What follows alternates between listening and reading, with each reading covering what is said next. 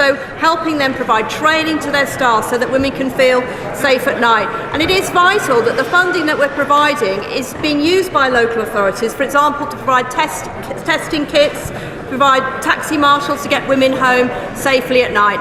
Police are also ramping up their forensic capabilities. There's a lot of work going on. Jenkins. Question number 8, Mr. Speaker. Minister. Thank you, Mr. Speaker. The government's proposals will protect freedom of speech. The proposals will not affect a parent's right to express their views and raise their children with their values. Parents, clinicians and teachers will of course continue to be able to have open and challenging conversations with young people or others about their sexual orientation or whether they are transgender or not. Thank you, Mr. Speaker. I'm grateful to my honourable friend for that answer. There have been instances of parents being reported to social services for not simply affirming their child's new trans identity. Can my honourable friend assure parents that their right to not simply affirm their child's new identity will be protected in the face of the ideological capture of some of our public services? Minister. Thank you. Parents and carers will of course have the right to express their views on how a child identifies. To Topicals, Secretary of State. Mr. Speaker, we're 5 months away from Safe to Be Me, the UK's first ever global LGBT rights conference. Everybody should be free to be themselves, but that is not true in too many parts of the world. We will work with friends and allies across the globe to turn the tide on authoritarianism, spread freedom, and end the criminalisation, persecution and violence experienced by far too many LGBT people.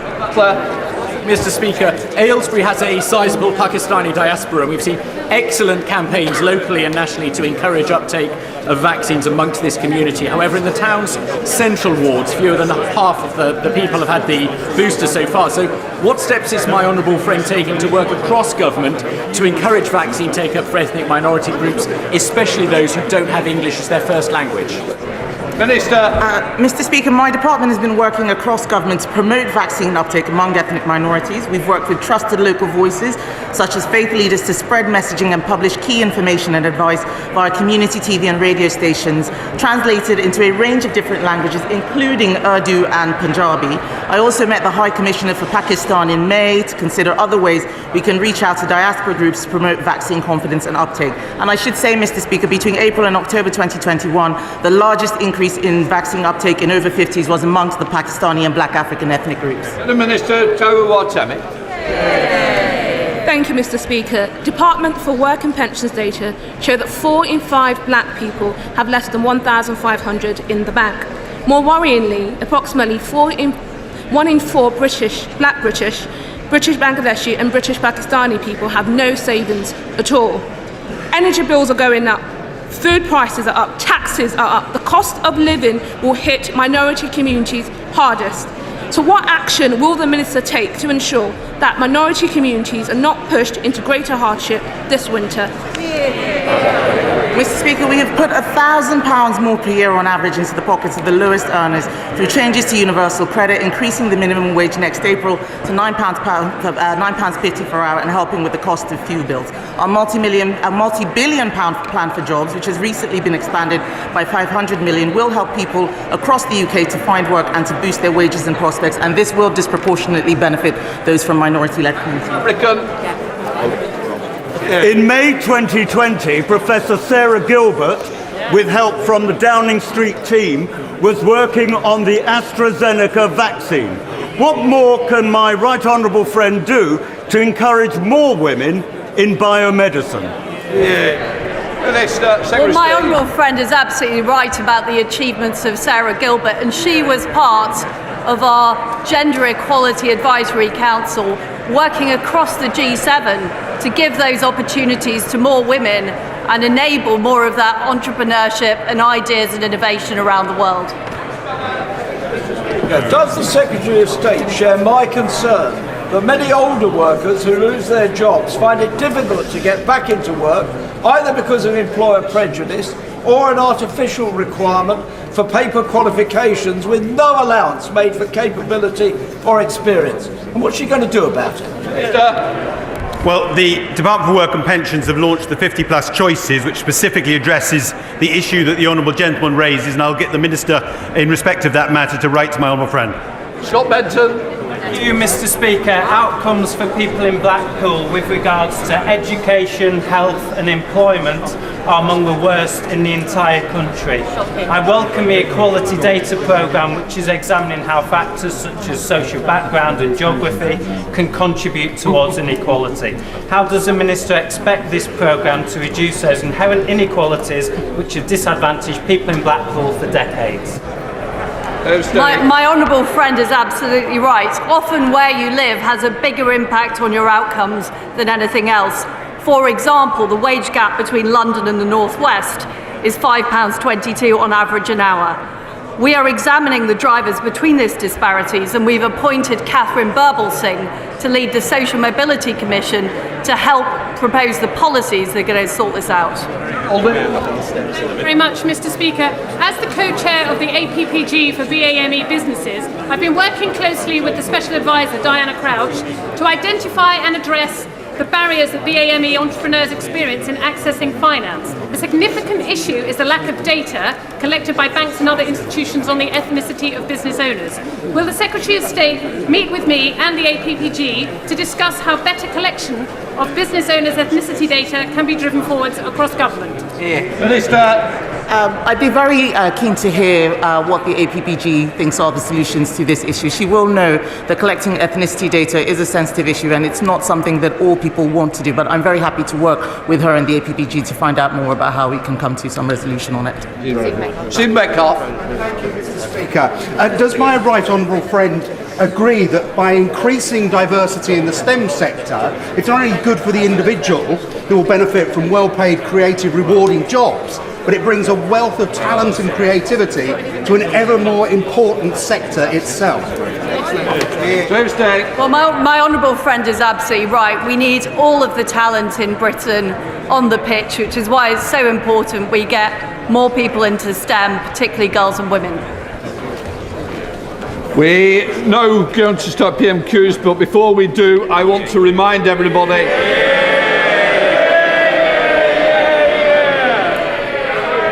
the Prime Minister's question. I would like to point out that the British Sign Language interpretation of proceedings is available to watch on Parliament Live TV. We start with Prime Minister's questions. Dr. James Davies. Question number one, Mr. Speaker. Well, sir.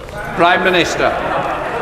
Mr. Speaker, I know that the whole House will want to join me in paying tribute to Jack Dromey. His working life was devoted to his trade union members and, in recent years, his constituents in Birmingham and Erdington. I was deeply saddened to hear of his death, and my thoughts are with Harriet and the family and all those who knew him as a friend. Mr. Speaker, I want to apologise.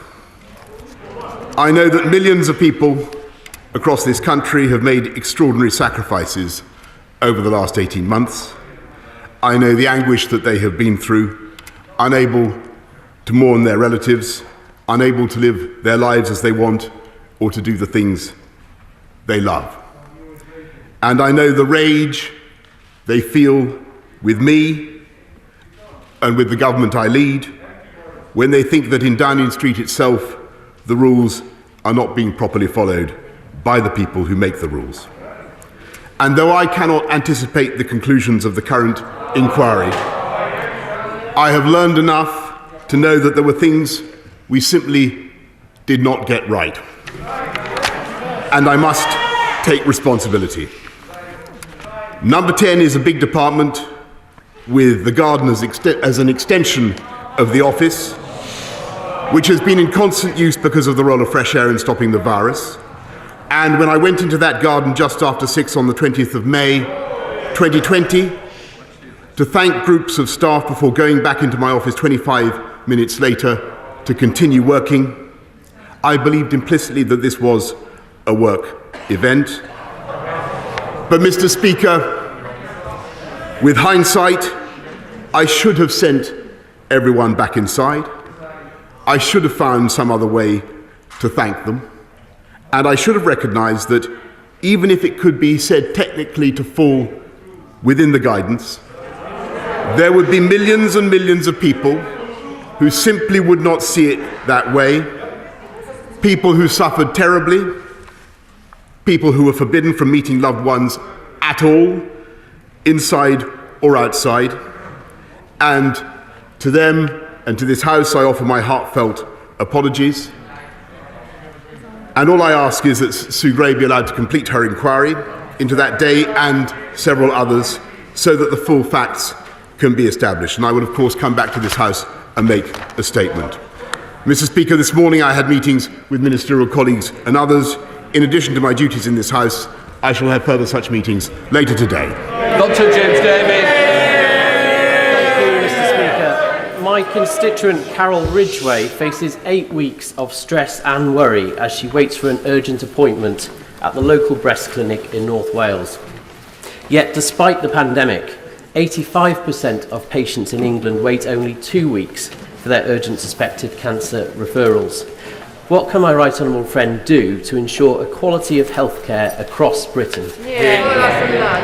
Prime Minister.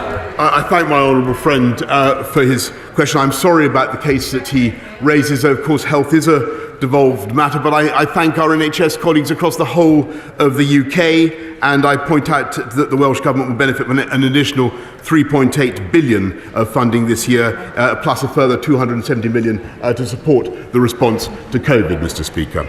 We now come to the Leader of the Opposition, Keir Starmer. Thank you, Mr. Speaker. And can I join with the comments about Jack Dromey?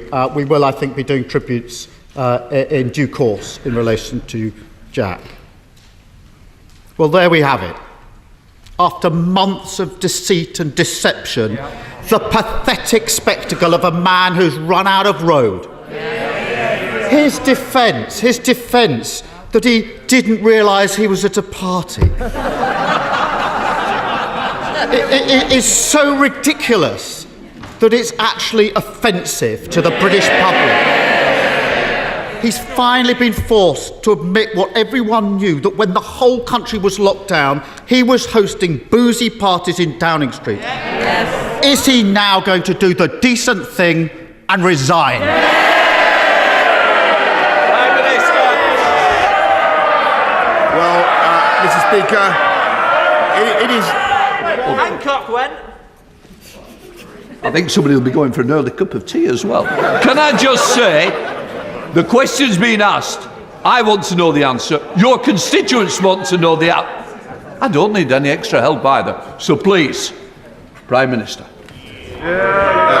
Well, Mr. Speaker, I appreciate the point that he's making about the event that I attended. I want to repeat that I thought it was a work event, and Mr. Speaker, I regret very much that we did not do things differently that evening, Mr. Speaker, as I've said, and I take responsibility and I apologise, Mr. Speaker. But as for his political point, I don't think that he should preempt the outcome of the inquiry, and he will have a further opportunity, Mr. Speaker, I hope, to question me as soon as possible. Keir Starmer. Well, that apology was pretty worthless, wasn't it? Let me tell him why this matters. Yesterday, in this chamber, honourable members told heart-wrenching stories about the sacrifices people across the country were making. This House and the whole country were moved by the honourable member for Strangford as he talked about his mother-in-law dying alone. He was following the rules, whilst the Prime Minister was partying in Downing Street. Is the Prime Minister really so contemptuous of the British public that he thinks he can just ride this out? Mr. Speaker, I heard the testimony of the honourable member opposite, and I echo his sentiments. It was deeply moving. Nobody who heard that could fail to have been moved. And I know that people up and down the country made huge sacrifices throughout this pandemic, Mr. Speaker, and I understand the anger, the rage that they feel at the thought that people in Downing Street were not following those rules. I regret the way the event I have described was handled. I bitterly regret it and wish that we could have done things differently. And I have and will continue to apologise for what we did. But, Mr. Speaker, he must wait for the inquiry, which will report as soon as possible. Keir Starmer. Mr. Speaker, when the Prime Minister's former Health Secretary broke the rules, he resigned. Yes. And the Prime Minister said he was right to do so. When the Prime Minister's spokesperson laughed about the rules being broken, she resigned. And the Prime Minister accepted that resignation. Why does the Prime Minister still think that the rules don't apply to him? Well, Mr. Speaker, that's not what I've said, and I understand the point that he makes. As I've said, Mr. Speaker, I regret the way things happened on the evening in question, and I apologise. But if I may say to him, I do think it would be better if he waited until the full conclusion of the inquiry, until the full facts are brought before this House, Mr. Speaker, and he will then have an opportunity to put his points again. Keir Starmer. This just isn't working, Prime Minister. No. Everyone can see what happened. Exactly. It started with reports of boozy parties in Downing Street during lockdown. The Prime Minister pretended that he had been assured there were no parties. Yeah. How that fits with his defence out, I do not know. Exactly. Then the video landed, blowing the Prime Minister's first defence out of the water. So then he pretended he was sickened and furious about the parties. Now it turns out he was at the parties all along. Can't the Prime Minister see why the British public think he's lying through his teeth? Prime Minister, it was what the public think, not what a member is saying. That's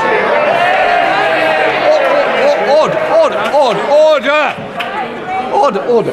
And I certainly don't need any help from round here. If somebody wants to help me, they can help somewhere else. Prime Minister.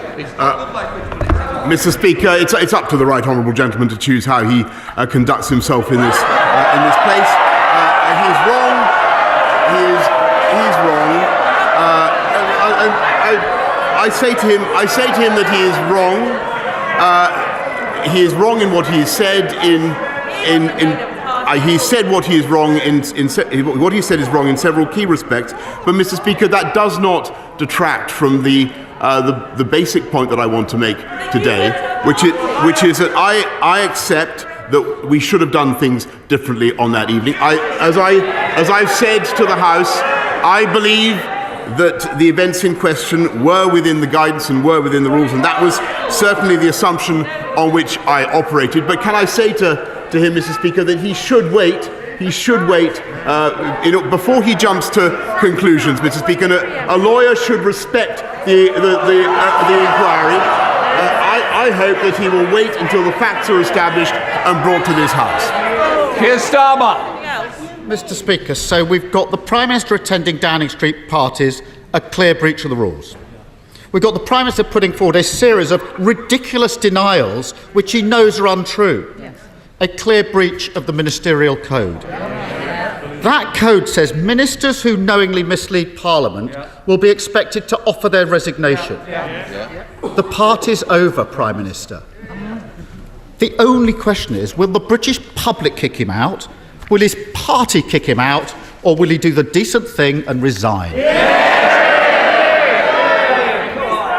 Mr. Speaker, I just want to repeat that I think that the right honourable gentleman, I know that it is his objective, and he's paid to try to remove me from office, Mr. Speaker, and I appreciate that, and I accept that. But may I humbly suggest to him that he should wait until the inquiry has concluded. He should study it for himself, and I will certainly respond as appropriate, and I hope that he does. But in the meantime, yes, Mr. Speaker, I certainly wish that things had happened differently on the evening of May the 20th, Mr. Speaker, and I apologise for all the misjudgments that have been made, for which I take, Mr. Speaker, full responsibility. Keir Starmer. The Prime Minister's a man without shame. The public want answers to their questions. Hannah Brady's father, Sean, was just 55 when he lost his life to COVID. He was a fit and healthy key worker. I spoke to Hannah last night, Prime Minister. Her father died just days before the drinks trolley was being wheeled through Downing Street. And last year, Hannah met the Prime Minister in the Downing Street garden. She looked at the Prime Minister in the eye and told him of her loss. The Prime Minister told Hannah he'd done everything he could to protect her dad. Looking back, what Hannah told me last night was this. She realises that the Prime Minister had parted in that same garden the very day her dad's death certificate was signed. What Hannah wants to know is this. Does the Prime Minister understand why it makes her feel sick to think about the way that he's behaved? Mr. Speaker, I sympathise deeply with Hannah, with people who have suffered up and down this country during the pandemic, and I repeat that I wish things had been done differently on that evening, Mr. Speaker, and I repeat my apology for all the misjudgments that may have been made, that were made on my watch in Number 10 and across government. But I want to reassure the people of this country, including Hannah and her family, that, Mr. Speaker, we have been working to do everything we can to protect her and her family. And it is thanks to the efforts of this government that we have the most tested population in Europe, with 1.25 million tests being conducted every day. We've been working to ensure that this population, our country, has the most antivirals of any country in Europe. And, Mr. Speaker, it's because of the efforts of the government, of officials, of staff up and down Whitehall, that we've driven the fastest vaccine rollout in Europe, one of the fastest in the world. And that is the reason, Mr. Speaker, that we now have one of the most open economies, if not the most open economy in Europe, and one of the fastest growing economy, Mr. Speaker, in the G7. And, Mr. Speaker, whatever the mistakes that have been made on my watch, for which I apologise and which I fully acknowledge, that is the work, Mr. Speaker, that has been going on in Number 10 Downing Street.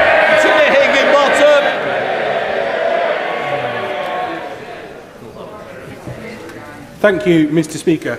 Education is one of the biggest factors when it comes to levelling up. It's what ensures that people right across the country have access to the same opportunities, and it's a key part of my mission to transform lives in Burnley and Padiham.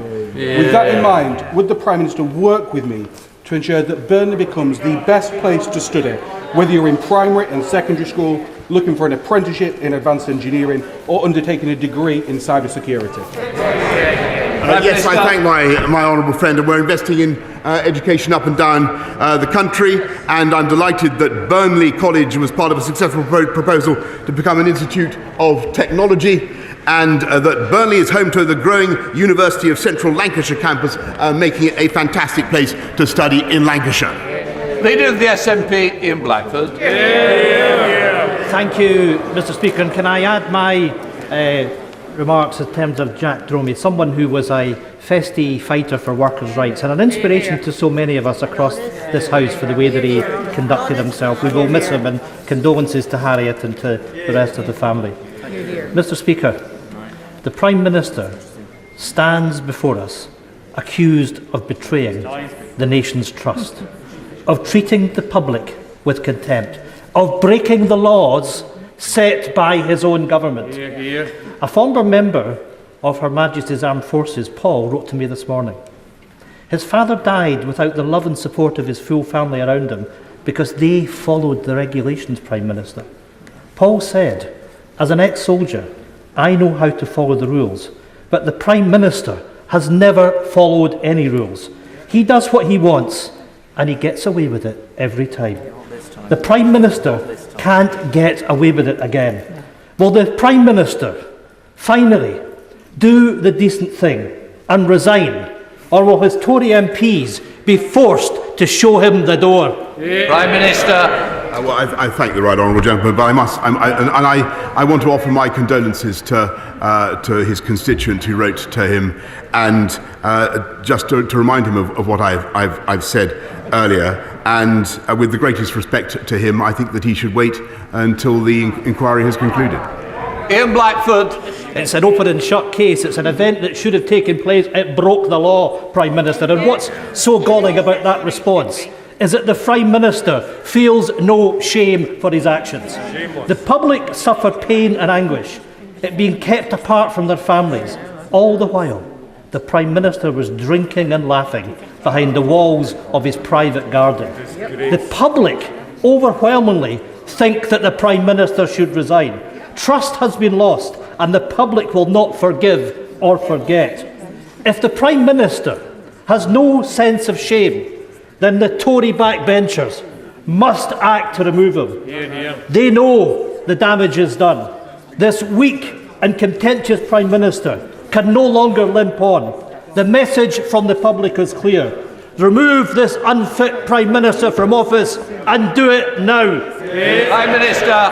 Well, I just want to thank the right honourable gentleman for his political advice, which I will take with a pinch of salt since it comes from the Scottish Nationalist Party. But I think that most people looking objectively at what this government has delivered over the last 18 months would agree and I renew my contrition for the mistakes that have been made, but we have delivered the fastest vaccine and the fastest booster rollout in Europe, and the result is that across our whole of our United Kingdom, Mr. Speaker, we have a record number of people back in work. Simon Fell. Thank you, Mr. Speaker. On Friday, I met with the Chief Executive of my local hospital trust, the University Hospitals of Morecambe Bay, to talk about how they were managing COVID and the impact it was having on them. The impact is stark. They've got about 12 to 15% of their workforce away isolating, and 140 beds, that's about 20% of the total, blocked because they can't get people back out into social care and the community. So with that in mind, will my right honourable friend consider reducing the self-isolation period, if it's seen to be safe to do so, down to 5 days, and also accepting any MACA requests which come through to help get people back out into the community and into social care? Yes, Mr. Speaker, well, we're certainly looking at reducing the isolation period, and hope to bring you more, Mr. Speaker, about that as fast as possible. We'll certainly look at all MACA requests. But more fundamentally, what we can do to alleviate the pressures in his hospital is to fix the health and social care divide, which is what this government is also doing after a generation of neglect. Stephen Farrell. Thank you, Mr. Speaker. Today's apology is too little, too late. If the Prime Minister was sincere, he could have apologised at any stage over the past 18 months, rather than waiting until he was found out. My constituents in North Down and people across the UK feel betrayed by the Prime Minister. We've had over 150,000 deaths from COVID over the past couple of years. We have seen standards in public life trashed. So for once, can the Prime Minister do the honourable thing and resign for the sake of the public health message and for standards in our democracy? Mr. Speaker, I can only repeat what I've said, and I understand the feelings he has about the effect of this pandemic on this country, and I certainly grieve for everybody who has died and who has suffered. But on his political point, can I propose that he waits for the inquiry to report? Susan Webb. Thank you, Mr. Speaker. I recently visited my local job centre, and I'm absolutely pleased to announce that the adult claimant count is down 28%, and the young adult claimant count is down 40%. Will the Prime Minister join me in thanking all the hard work of the Stourbridge Job Centre for their dedication to actually achieve these results, and also to contribute to the jobs revival that's happening across the West Midlands? 61,000 new jobs since March 2021. Prime Minister. Yes, indeed, Mr. Speaker, and I thank her for that. And it's notable that the opposition don't like to dwell on these points, but it is an astonishing fact that we have 420,000 more people in work now than before the pandemic began, and youth unemployment at a record low, Mr. Speaker. Stephen Bonner. Mr. Speaker, another week, another scandal for this Prime Minister and his utterly shameless government. For 2 years, my constituents made sacrifice after sacrifice, spending time away from our loved ones, missing out on important life events. Some paid the ultimate sacrifice while he partied away. Figures released just last night show that 79% of people in Scotland think the Prime Minister should step down. Does the Prime Minister now realise that it's clear to all that while he may not understand how to be socially distant from others, there is no doubt that he is morally distant from the rest of us across these nations, and the best thing he can do now is go. Resign, Prime Minister. Prime Minister. Mr. Speaker, I thank the honourable member for the SNP, and I repeat the point that I made earlier on. I don't think that he should preempt or anticipate the inquiry. John Morrissey. Thank you, Mr. Speaker. The Colne Valley Regional Park runs through my constituency and the Prime Minister's. Would my right honourable friend join me in paying tribute to the volunteers who tirelessly work to preserve this precious green space? And will he work with me to create better protections for this park moving forward? Prime Minister. I certainly will. I join her in thanking the wonderful volunteers, and I will do what I can to assist her in protecting this beautiful green space. Ruth Kepley. Thank you, Mr. Speaker. On a different topic to that of my right honourable friend, the Leader of the Opposition, but a related one. Last week at Prime Minister's Questions, the Prime Minister was asked about his previous claim about that his previous claims about inflation were unfounded, and in his reply, he told the House he had said no such thing. But within minutes, the inevitable happened, and people were watching videos on social media saying exactly that. So would the Prime Minister like to take this opportunity to correct the record and apologise for misleading the House on this matter? That would be inadvertently misleading the House, Prime Minister. No, Mr. Speaker, because I immediately said in my answer to the question that, of course, you had to be concerned about inflation at all times. What I said, I think on TV, was that some of the predictions then about inflation had not proved well-founded. But clearly, inflation is a serious risk. It is going up, and what we need is a strategy to tackle it, and that's what we have. Richard Drax. Thank you, Mr. Speaker. My constituent, Grant Bailey, went back to Afghanistan in September. He disappeared in December around Christmas time. We think the Taliban have him. Can my right honourable friend advise me and his family whether he knows anything about this man, who has him, and what is being done to get him home? Prime Minister. I thank my honourable friend and for raising the case with me, and I hope I will organise a meeting for him with the relevant minister as soon as possible to establish what we can do to help Grant. Gold Turner. He's not apologised, Mr. Speaker, for breaking the rules and breaking the law. He's sorry because he's been caught. He is bang to rights. So when my constituents were making unimaginable decisions, he was hosting a boozy party in Downing Street. So how does he think he can still maintain the one rule for him and another for the rest of us? He cannot, and he must resign. Mr. Speaker, I refer to the answer I gave earlier on. Peter Bone. Thank you very much, Mr. Speaker.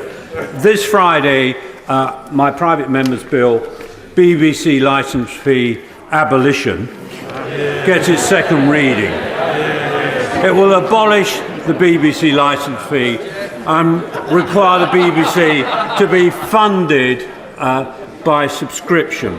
In this day and age, it's ridiculous to have a state broadcaster. It's ridiculous that people are forced to pay a fee just because they have a television. And what is totally wrong that people who believe the BBC to be institutionally biased have to subsidise them. Mr. Speaker, will the Prime Minister, if he's free on Friday, come along and support the bill?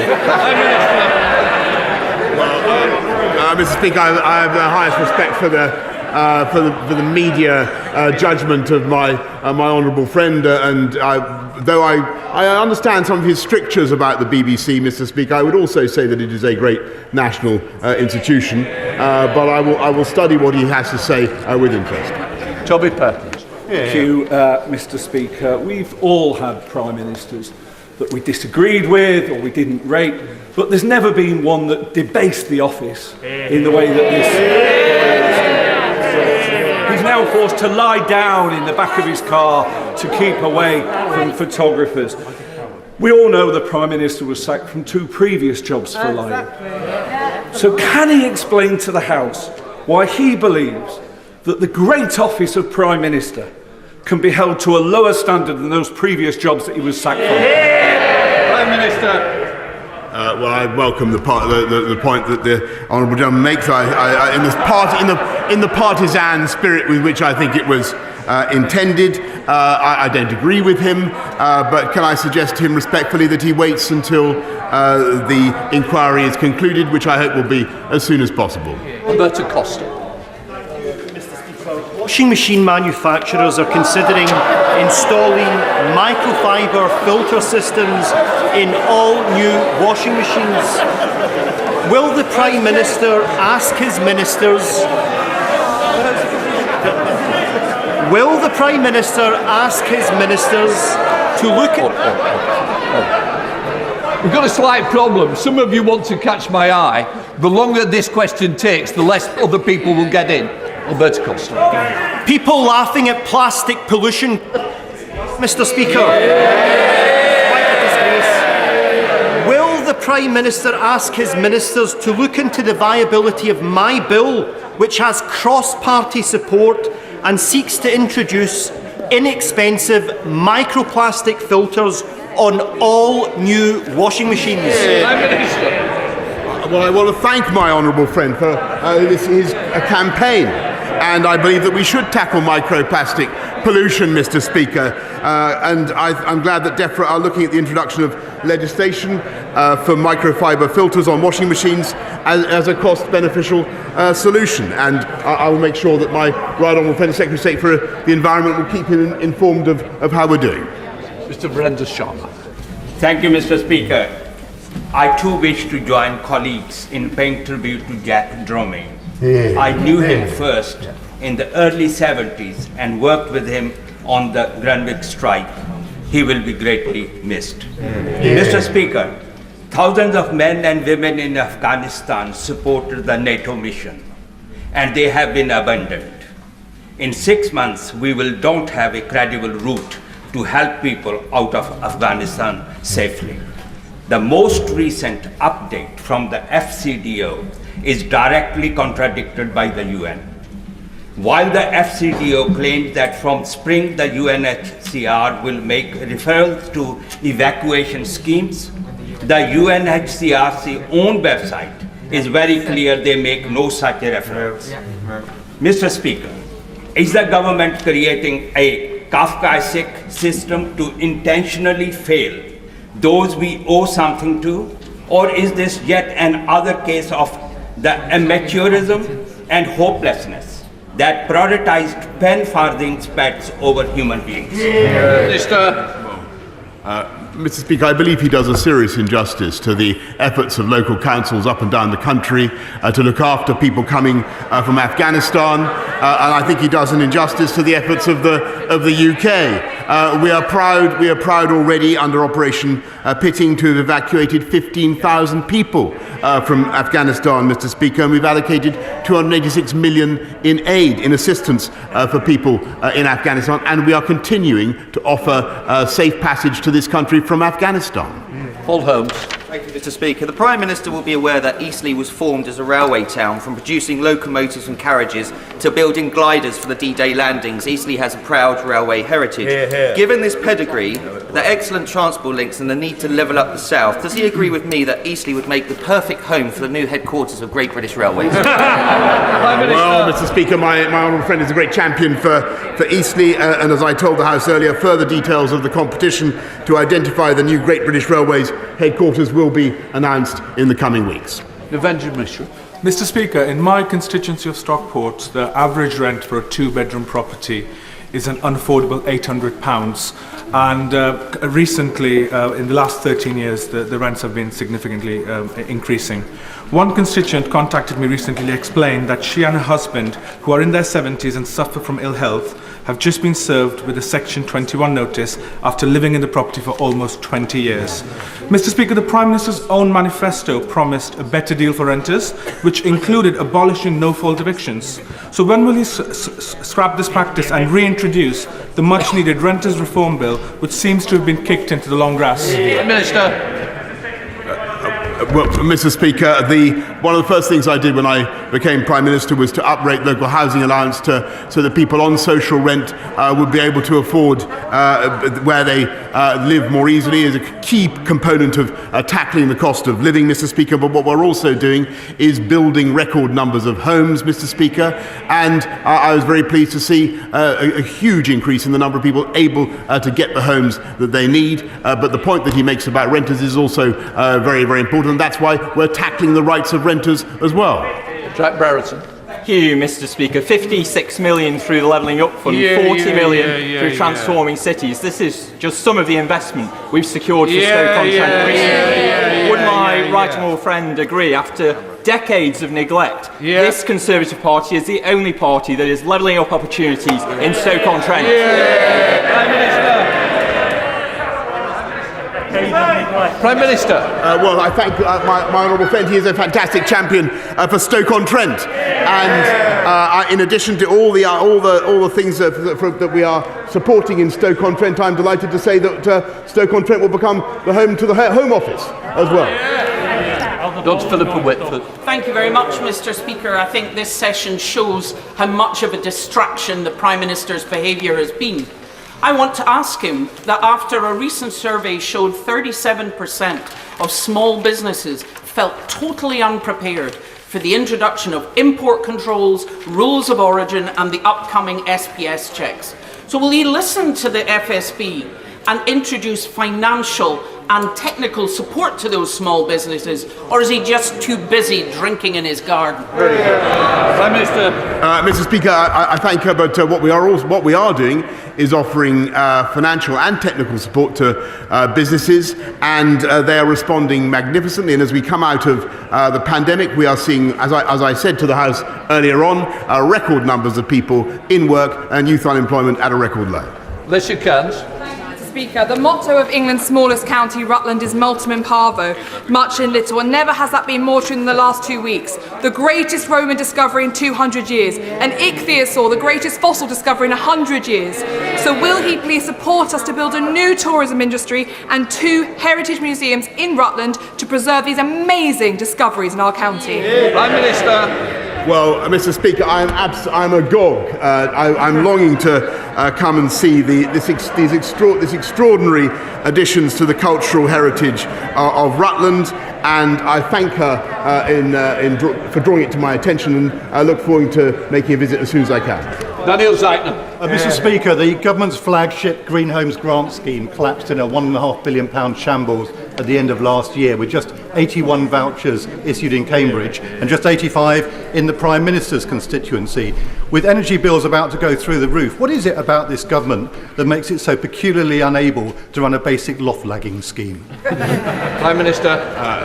Mr. Speaker, we are supporting measures to retrofit homes up and down the country, and in addition, in order to improve the insulation, Mr. Speaker. But what we're also doing is supporting people with the costs of their fuel. We will continue to do that through the Warm Homes discount, the winter fuel allowance, and all the other payments that we make. Crosby. Thank you, Mr. Speaker. On Welsh free ports, can the Prime Minister confirm to me and my unsworn constituents that the UK government is committed to at least one free port in Wales, and can he give an update to the House as to how discussions are progressing with the Welsh government? Yes. Prime Minister. Well, I thank my honourable friend. I can tell her that my right honourable friend, the Secretary of State for Levelling Up, is indeed talking to his counterparts in the Welsh government about establishing a free port in Wales, and I urge our friends in the Welsh government to agree those plans as a matter of urgency. Thank you, Mr. Speaker. The government commissioned NatSen to research the use of health and disability benefits, but has yet to publish the findings. Its own protocol for publication states social research must be released in a way that promotes public trust. The cost of living crisis is hitting disabled people hard at a time when many people were already struggling, and it's surely time to start rebuilding their trust. So will the Prime Minister commit today to publishing this research? Prime Minister. Mr. Speaker, we will do everything we can to support people throughout the recovery period from the pandemic. We will support disabled people, and we continue to increase our support for families up and down the country. And she requests that we publish the research. We will do so as soon as we can, Mr. Speaker. Jenkinson. Thank you, Mr. Speaker. And can I thank my right honourable friend for his continued support for new nuclear. Hear, hear. Following the passing of our landmark nuclear financing bill this week, will he put his weight behind my efforts and those of my Cumbrian colleagues to bring large and small new nuclear to Cumbria? Yeah. Prime Minister. I thank my honourable friend, and he is quite right that one of the disasters of the Labour administration of the 13 years of Labour was that they allowed a total collapse in our nuclear power, Mr. Speaker, I'm afraid, which is one of the reasons we have a shortage of energy, and that's why we're investing now in small modular reactors as well as the big projects. Chris Pratt. Thank you, Mr. Speaker. So the Prime Minister didn't spot that he was at a social event. That's the excuse, isn't it?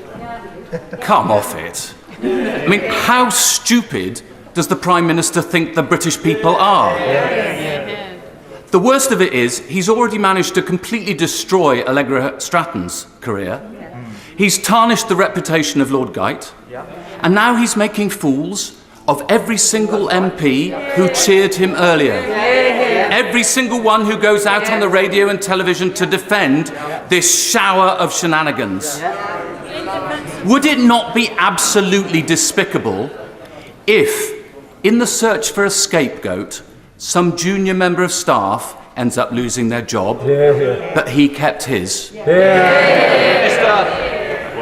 I'm grateful as ever, Mr. Speaker, to the right honourable gentleman. I think a former member of the Conservative Party, as I understand it. But I'm grateful to him for his party political advice. I don't agree with him, Mr. Speaker. I've come to this House to make amends, to explain what happened on May the 20th and to apologise. But, Mr. Speaker, I really think that, with all humility, I must ask him to wait for the result of the inquiry, where he will have abundant opportunity, Mr. Speaker, to question me again and to make his party political points again. But until then, Mr. Speaker, I'm going to ignore his advice. Jonathan Gillis. Thank you, Mr. Speaker.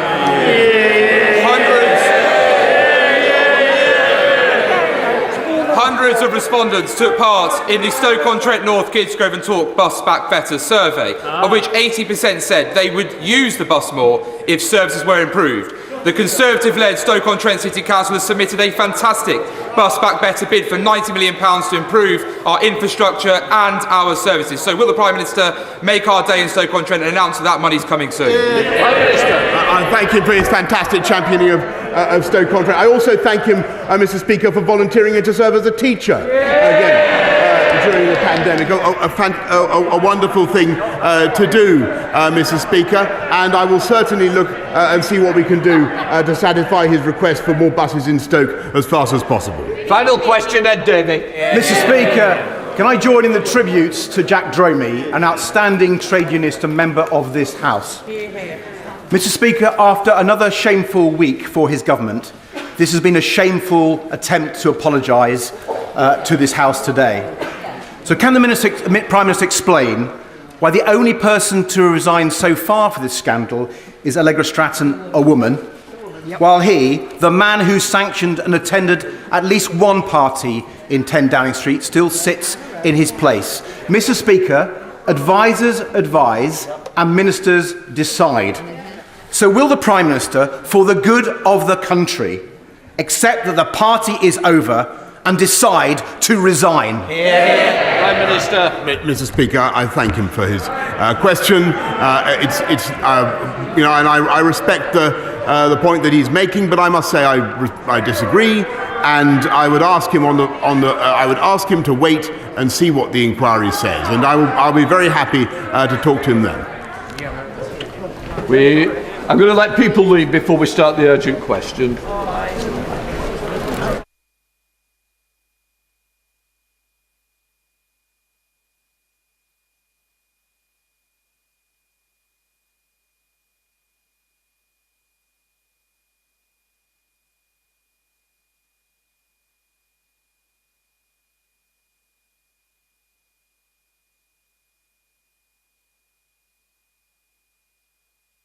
I'm all right with you.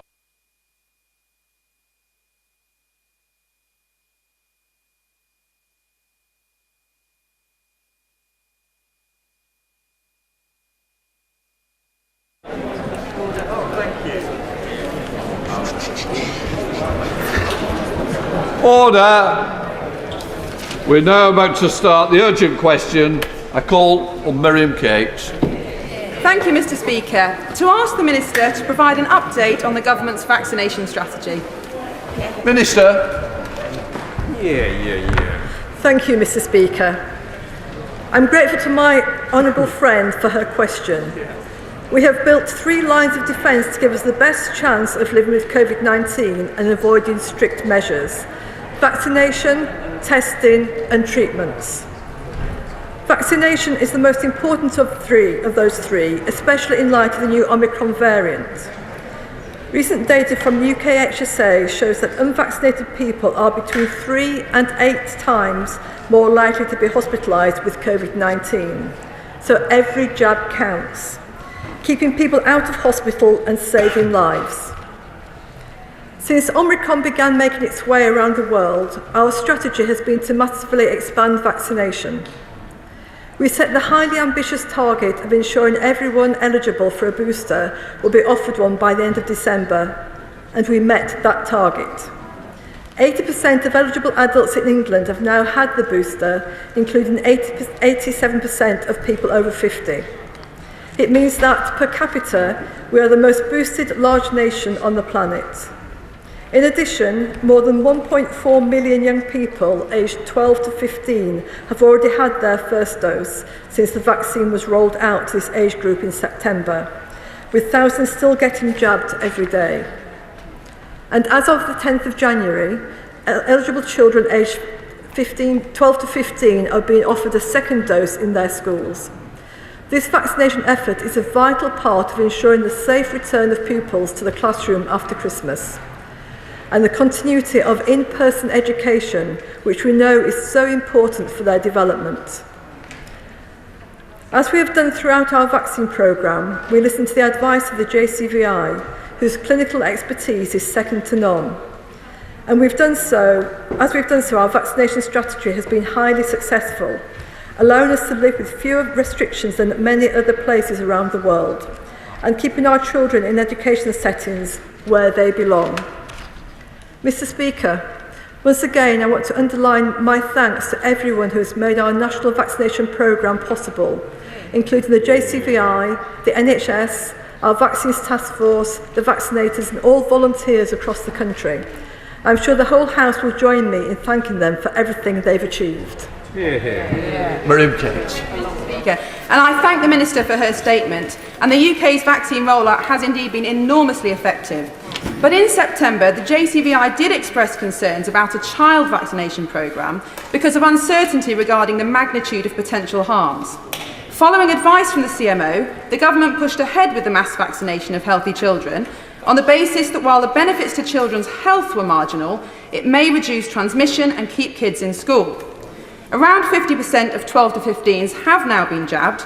So what assessment has been made of the effectiveness of the vaccination programme in keeping children in face-to-face education? Now that the Omicron variant is dominant and more evidence is available, the benefits and risks of vaccinating children may have changed. So what assessment has been made of the risk of hospitalisation of healthy children due to Omicron compared to Delta? Evidence is emerging that vaccination has minimal impact on Omicron transmission. So what reassessment has the government made of the potential future impact of child vaccinations on reducing transmission in schools? And given a recent CDC study showing that the risks of myocarditis in young people following vaccination may be greater than previously thought and compounded by multiple doses, will the government urgently review the potential harms of vaccinating children? This weekend, the NHS put out a press release encouraging more children to get jabbed, including the lines, "Young people can get their life-saving protection and vaccines will protect young people from Omicron." Where is the evidence for these claims, and does the Minister believe that this communication meets the commitment not to put pressure on children? And lastly, given the evidence on transmission, will the government push ahead with the compulsory vaccination of NHS staff? Will it insist on a booster dose for all staff every few months? And if not, where is the evidence that compulsory vaccination of staff will increase patient safety in the long term? Minister. Thank you, Mr. Speaker. And I think that my honourable friend is quite right to raise some of her concerns. And I think we need to start from scratch, remembering that it's the MHRA, which is the highly thought of regulator, that has deemed that the vaccine is safe for this age group. And then as a result of that, the JCVI are providing their recommendations, and also our chief medical officers across all 4 nations adding to that. And already the vaccine has been given to millions of 12 to 15-year-olds in a number of countries, including 8 million in the United States. And data from these countries shows that the vaccine has a good safety record. And I'm completely confident that the JCVI would not be making these recommendations if they've got any doubt at all. And that's why all eligible 12 to 15-year-olds are able to book their second jab, is that it's the best way to protect these young people and to make sure that they're kept in education, as we all know that having that face-to-face education is one of the most valuable things that we've all begun to accept. And we're doing whatever we can to keep them in that position. I think we must also recognise that myocarditis does occur as a result of COVID infection as well, and we need to get that balance right to make sure that we're doing whatever we can to protect the majority of young people, to make sure that they are kept in education in a timely manner.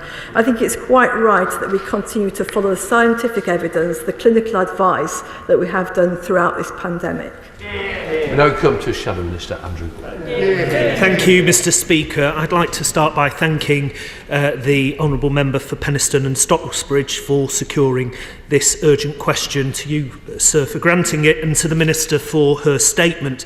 Mr. Speaker, our incredible NHS have moved heaven and earth during the vaccine rollout and achieved an extraordinary amount in the face of profound challenges. As the Minister makes clear, it is only through vaccination that we can begin to contemplate building a world beyond COVID. I'd be grateful then if the Minister could explain what assessment she's made of the current vaccine take-up rates, which have dropped to the lowest levels since mid-October, and what plans she has to ramp this up again. Can the Minister also clarify what action the government will be taking to drive up vaccination rates among 12 to 17-year-olds following media reports of children having to wait until February and travel 50 miles to get an appointment for their first COVID-19 vaccination? Can the Minister also advise what steps she's taking to persuade those who have yet to have the vaccine to do so as soon as possible, and what action her department is taking to tackle the raft of misinformation on the vaccine which continues to circulate on social media and beyond, doing real damage to public health messages? I would also be grateful if she could give an assessment of the impact of the introduction of NHS COVID passes on vaccination rates.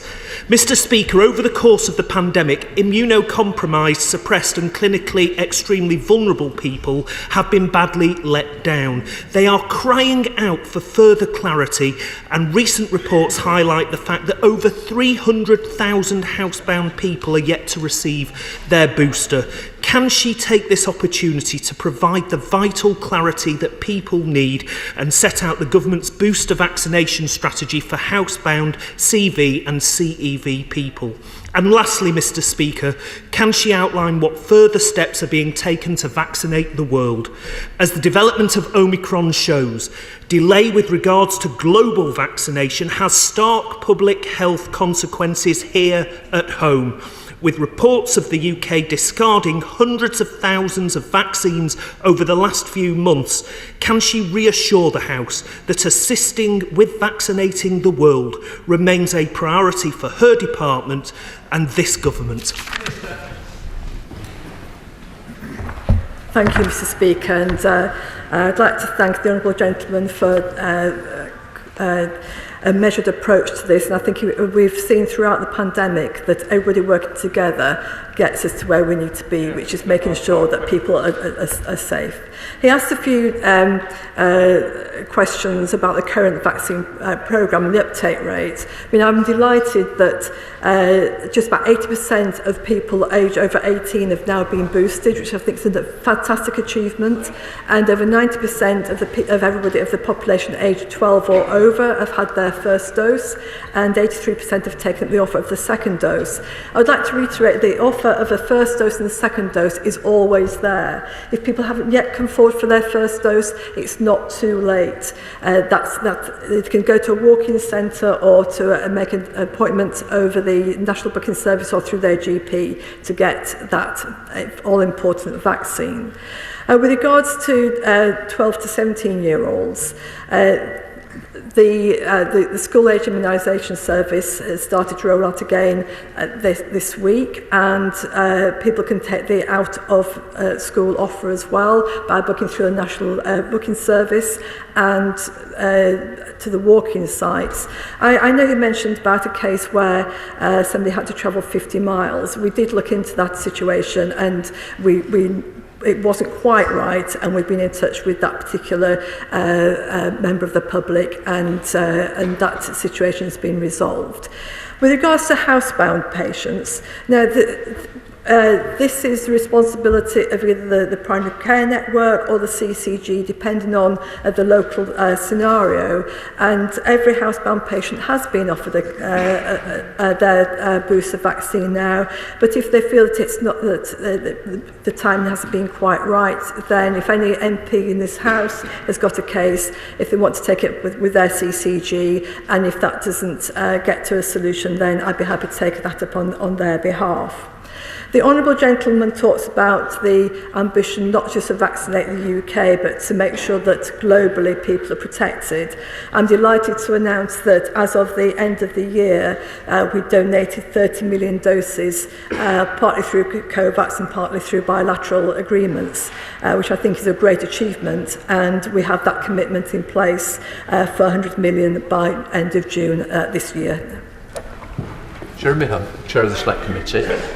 This country has one of the best vaccination programmes in the world, the very best in Europe, and we should remember that the foundations were put in place when, at the height of the first wave, the then Health Secretary bought 400 million doses of vaccine that we didn't even know if it was going to work or not, and that has meant that we are now emerging sooner and more broadly than nearly anywhere else. But that success was also because a lot of GPs in the NHS were diverted away from their normal work into the vaccination programme, and that came with costs in terms of other treatment that they are not able to deliver. So can I ask the Minister, when are we going to see a workforce plan that takes account of the new responsibilities for vaccination the NHS will have? When will the budget for Health Education England be agreed? Because 2.5 months before the next financial year, we still don't know it. And will the workforce plan have independent forecasts so that we can make sure we are training enough doctors and nurses for the future? Minister. Thank you, Mr. Speaker, and I thank my right honourable friend for his question. I know that he's made it ambition to ensure we have the right workforce in place, as does the department. And he raised a really good point about the vaccines and how we continue to administer them, not just the COVID vaccine, but flu vaccines and other vaccines that we have throughout our lifetimes. I think we've learned an awful lot from the rolling out the COVID vaccine programme, and like he does, I want to commend the Vaccines Task Force for having the foresight to look beyond what some other countries did to make sure that we had the vaccines in place when we needed them. So I think we do need to have a look again of how we maximise what has been such goodwill with the vaccinators that have come forward, that some were not trained as vaccinators before. As I travel around some of the vaccine sites, I meet people from all backgrounds who have taken up the challenge to come forward and become vaccinators. And the other day I actually met a builder who's now a vaccinator and who's living every minute of it. But also to thank the volunteers who have come forward to make sure this programme has been so effective. I think it's bringing together what we've learned over this programme of the last year to make sure that we can roll out other programmes in an effective manner. SNP spokesperson Stephen Bonner. Thank you very much, Mr. Speaker. Once again, Scotland has set an example for the UK, and I want to take this opportunity. To thank all those NHS and frontline key workers involved in the excellent vaccination rollout programme. We lead the way in first and second doses administered, and we rank second worldwide for the most successful booster rollout programme, with over 80% of our adult population given their third vaccine. The rest of the UK also has one of the highest vaccination records in the world, along with the most of Europe. Isn't it well past time to begin a serious campaign for vaccine sharing and vaccination of those who are so far left behind in our global community? Secondly, will the UK government, when the booster rollout does wind down, commit to shifting the momentum from domestic vaccination to vaccination sharing with the poorest countries? And while we welcome the 30 million doses that have been donated, it is a mere drop in the ocean of what is actually required. And lastly, will this Tory government finally show a shred of compassion for the plight of those around the world? Thank you. Well done, Stephen. Thank you, Mr. Speaker. And the Honourable Gentleman made a very good point about ensuring that rural communities have access to vaccines, and that's exactly what we've done through our programme. We've made sure that we've stood up different walk-in centres, different ways of people accessing vaccines, such as vaccine buses. We've stood up more community pharmacies to be able to deliver in more rural settings. And we've really, and it's rural settings, but it's also hard to reach groups as well. It's important that we look at every way we can, whether it's through community groups and local leadership, through different faith groups, and also whether it's rural or urban areas, to make sure that we put everything in place to make sure everybody's got access to the life-saving vaccine. And I'd just like to reiterate what I said to the Honourable Gentleman opposite, that to date we've donated 30 million doses to COVAX and bilaterally as well, and we'll continue to fulfil our commitment for 100 million jabs donated globally by end of June this year. Shrek Garney. Mr. Speaker, I wasn't expecting that. I congratulate my friend for securing this very important debate. Reflecting on what the Chair of the House Committee just mentioned on workforce plan, I know that my constituency in Wilden and across East Sussex has a huge amount of concern about accessing healthcare treatment. Can the Minister explain to me, if a risk assessment has been done, if unvaccinated staff, NHS staff, which could be up to 88,000, leave the NHS, how treatment is going to be made available and how my constituents can access day-to-day healthcare treatment? Thank you, Mr. Speaker. I think my honourable friend is making reference to the vaccine of condition of deployment. I would like to inform the House that already over 93% of the NHS workforce have had their first job, which I think is incredible. And if it is the will of this House, as of before Christmas, that we implement this policy, and I think there are conversations going on a peer-to-peer level to make sure that people have got the right information they need to take up that offer of that job, which doesn't just protect themselves, but protects their patients, which are some of the most vulnerable people in society. Floor Session then. Speaker, I want to use this opportunity to pay tribute to the hard-working staff volunteers at St Thomas's Hospital, my constituency, who have helped many members in this House receive their booster jab, and to the many volunteers up and down Vauxhall as well. The Minister outlined that 90% of people have had their first dose and over 80% of people have had their first and second doses. With the emergence of Omicron, we've seen that unless everyone is vaccinated, we are not safe. We are not safe until everyone is safe. And one of the issues is that the fact that around the world there are still a number of places where people are not receiving that vaccination. Will the Minister outline what work the government is doing to make sure that there's enough vaccine across the globe, making sure that vaccine is equitable to everyone? Thank you, Mr. Speaker. I'd also like to pay tribute to the staff at St Thomas's Hospital. I visited their vaccination centre and I was really impressed with the way they got it set up, and they've got the paediatric side as well, and all the volunteers that were there to make sure that everybody felt very comfortable when they went forward. Some having thought about taking their first dose for quite some time and taking that first plunge. So I'd like to add my thanks to those staff. The Honourable Lady once again made a very good point about we're not safe until everybody's safe, and once again I'd like to reiterate our commitment to COVAX, and not just the donation of vaccines, but also financially as well. I think if we go back to just over a year ago, we had the first jab of the AstraZeneca vaccine in the world given to a gentleman in Oxfordshire. And as a result of our collaboration with Oxford University and AstraZeneca, those jabs now continue to be delivered at cost throughout the world, which I think is a really good outcome of the investment from the government. Lee? Given its success, I believe that we should place our faith now in the successful vaccination strategy and not in further controls. When I voted against Plan B before Christmas, I said that more and more regulation creates more and more hypocrisy. We've spent most of the Prime Minister's questions debating, despite what's going on in Russia and the cost of living, the fact that the Prime Minister wandered out of his house where he lives and works and had a drink with colleagues. The truth is that the government should learn a lesson from this. We've got to sweep away every last vestige of telling people how they live their lives. We've had enough of it, the British people have had enough of it, and these controls are actually making things worse. For instance, forcing staff to isolate and putting our NHS at risk. So please, let's free up the people. Thank you, Mr. Speaker. And I'd like to reassure the honourable gentleman that we won't have the restrictions in place for any day longer than is necessary, and I think my honourable friend is aware that the current restrictions of Plan B will be reviewed on the 26th of January. Thank you, Mr. Speaker.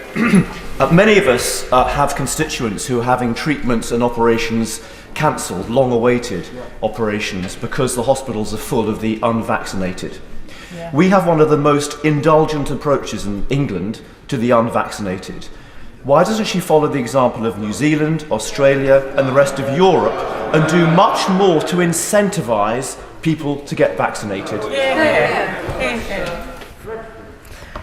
Thank you, Mr. Speaker. And I'd like to reassure the honourable gentleman that we're doing whatever we can to make sure that people do get vaccinated.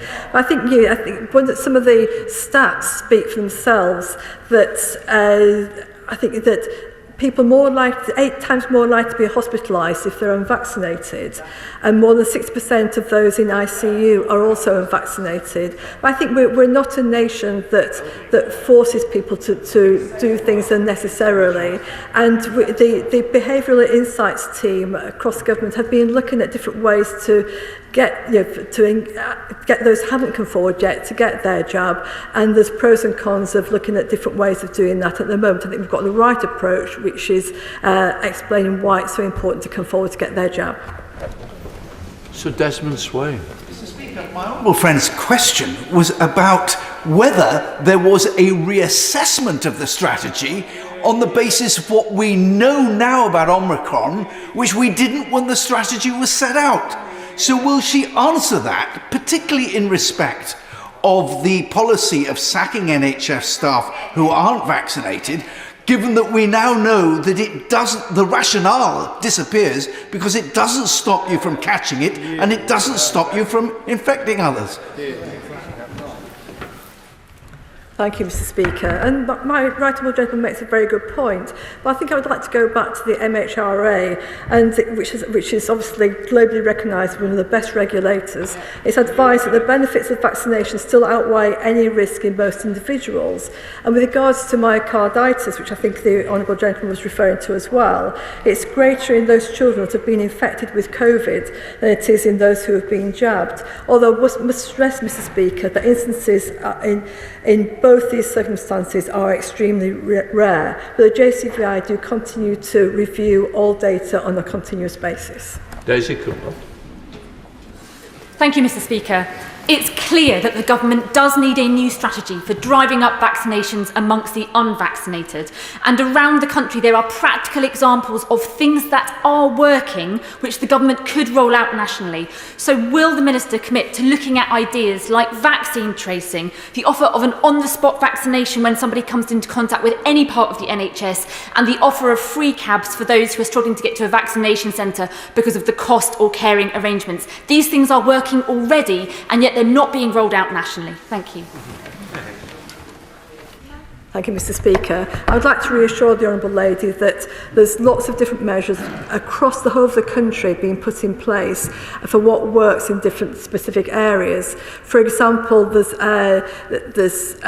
pop-up clinics in mosques, in temples. There's been all-female clinics, which once again helps different communities. There's been clinics in restaurants in certain parts of Bradford, and there's a wide range, because not, as the Honourable Lady has quite rightly indicated, there's not one solution for everybody.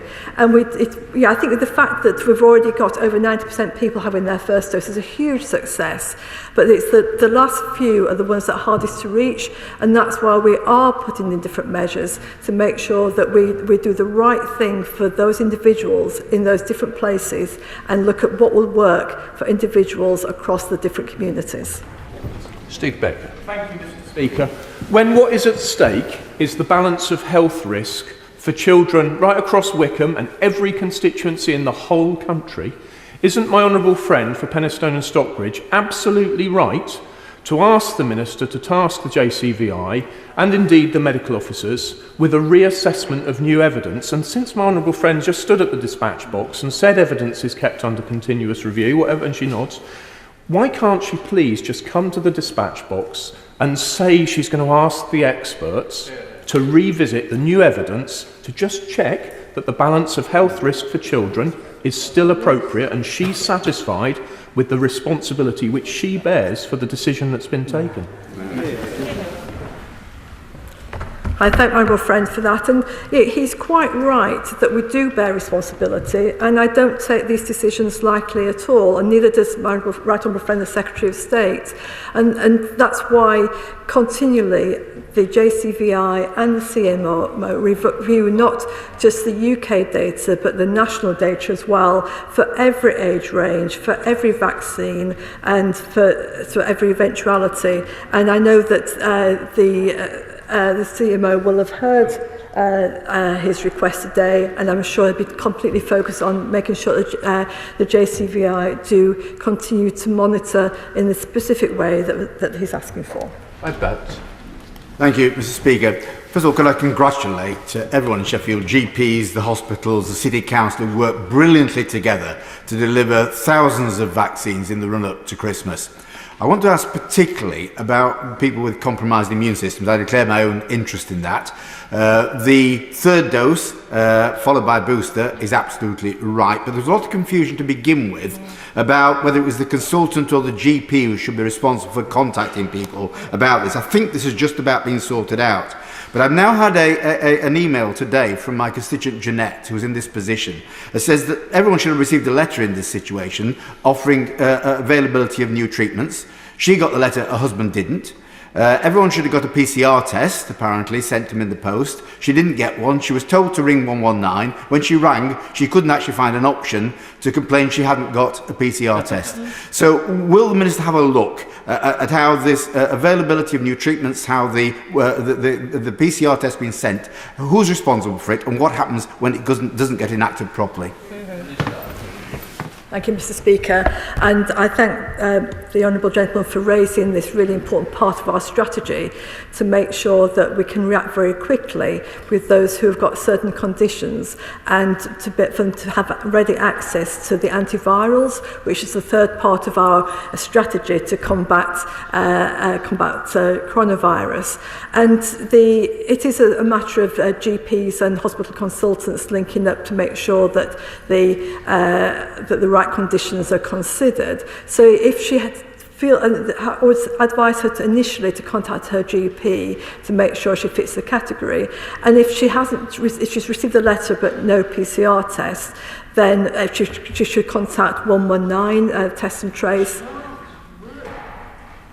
I'll go online to find out if there's been sort of a mismatch in the data, but if she's received a letter saying she'll be receiving the PCR, so she can do one if she's actually got some symptoms, then we just need to make sure that she gets one delivered to her home. Derek Thomas. It's great news that the Minister reports that 93% of NHS staff have received the vaccine. That's fantastic.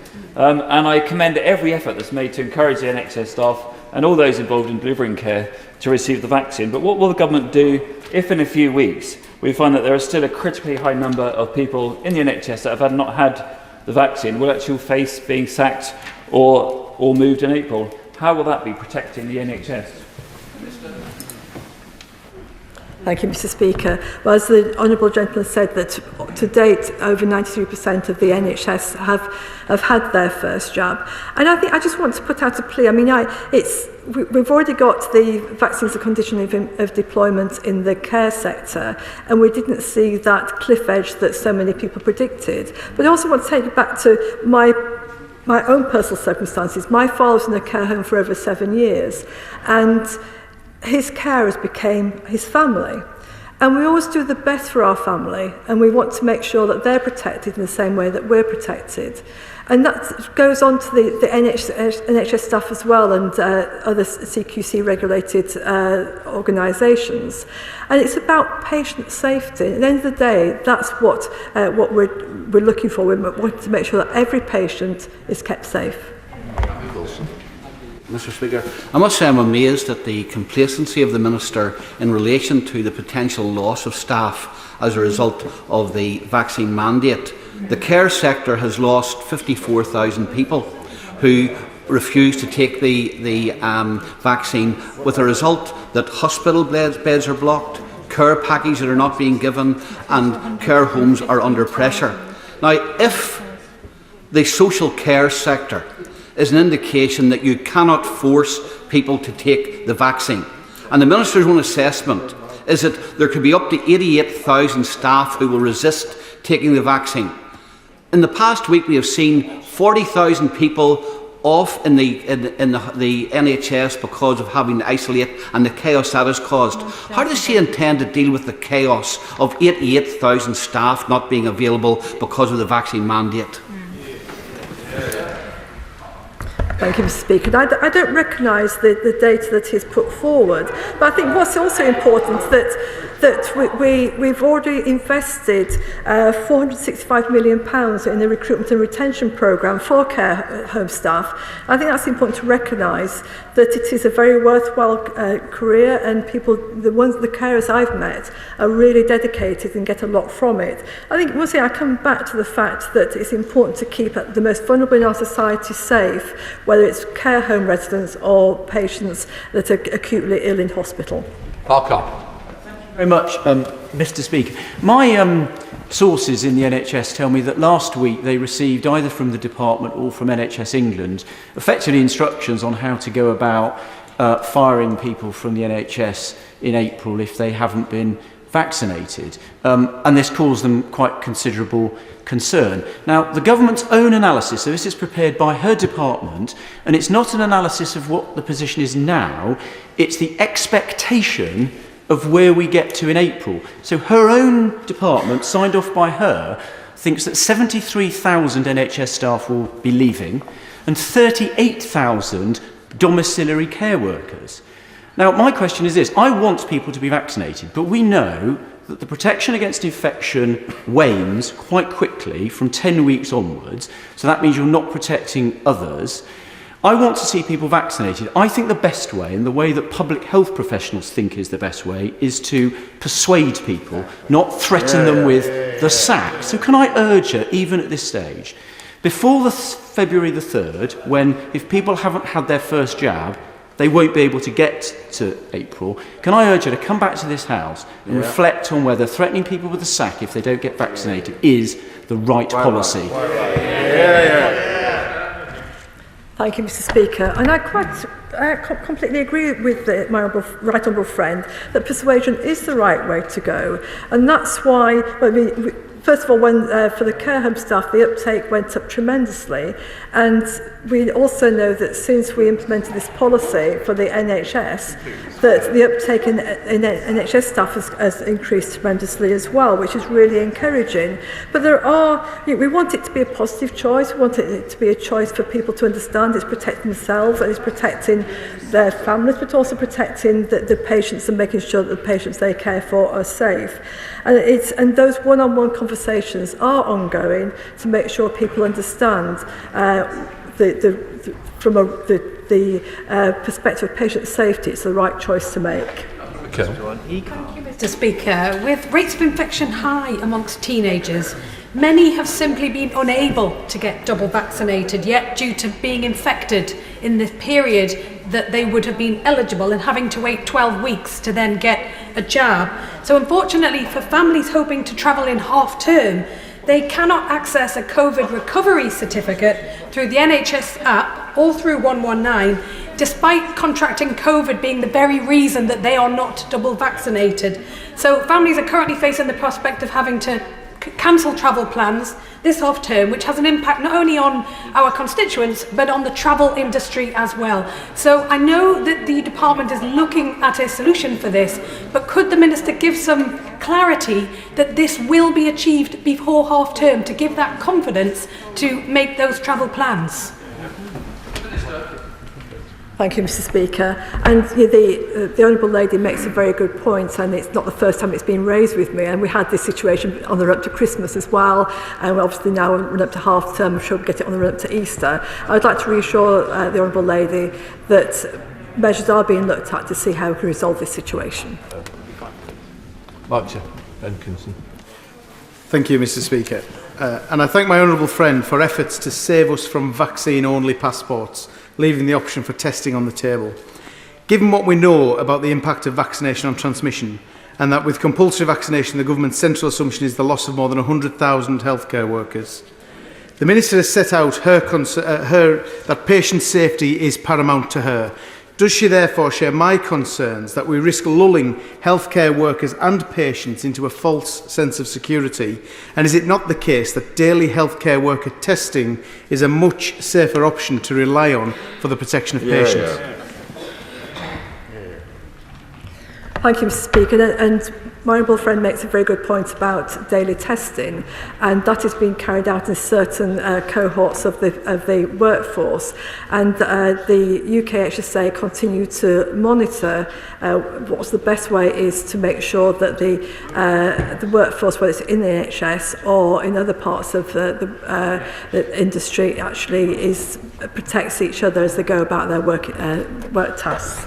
Chris Brown. Thank you, Mr. Speaker. Having turned 60 yesterday, it's very difficult to believe, isn't it, Mr. Speaker? But you're not saying I'm misleading the House, obviously. But having turned 60 yesterday, I feel I ought to ask a question about the elderly.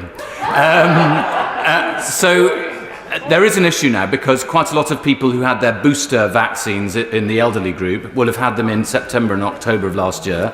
I had mine at the beginning of November. What's our policy going to be ongoing from now? Because, as the Honourable Member for the Forest of Dean pointed out earlier, the immunity that comes from the booster runs out somewhat after 10 weeks. Thank you, Mr. Speaker. I'd like to take this opportunity to wish you a happy birthday for yesterday. You don't look a year older than 59. I'm just one day older.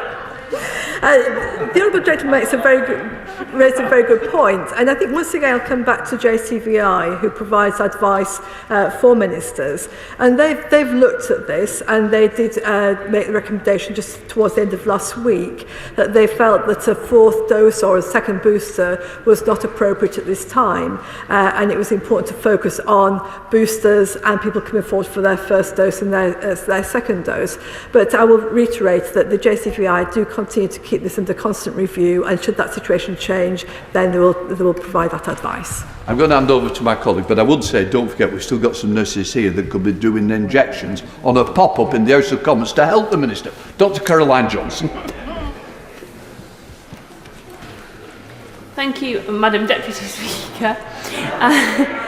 And Mr. Speaker. First of all, I need to declare my interest both as a consultant paediatrician working in the NHS and also as a volunteer vaccinator. And I'm very proud to be part of the vaccination programme that has undoubtedly saved so very many lives.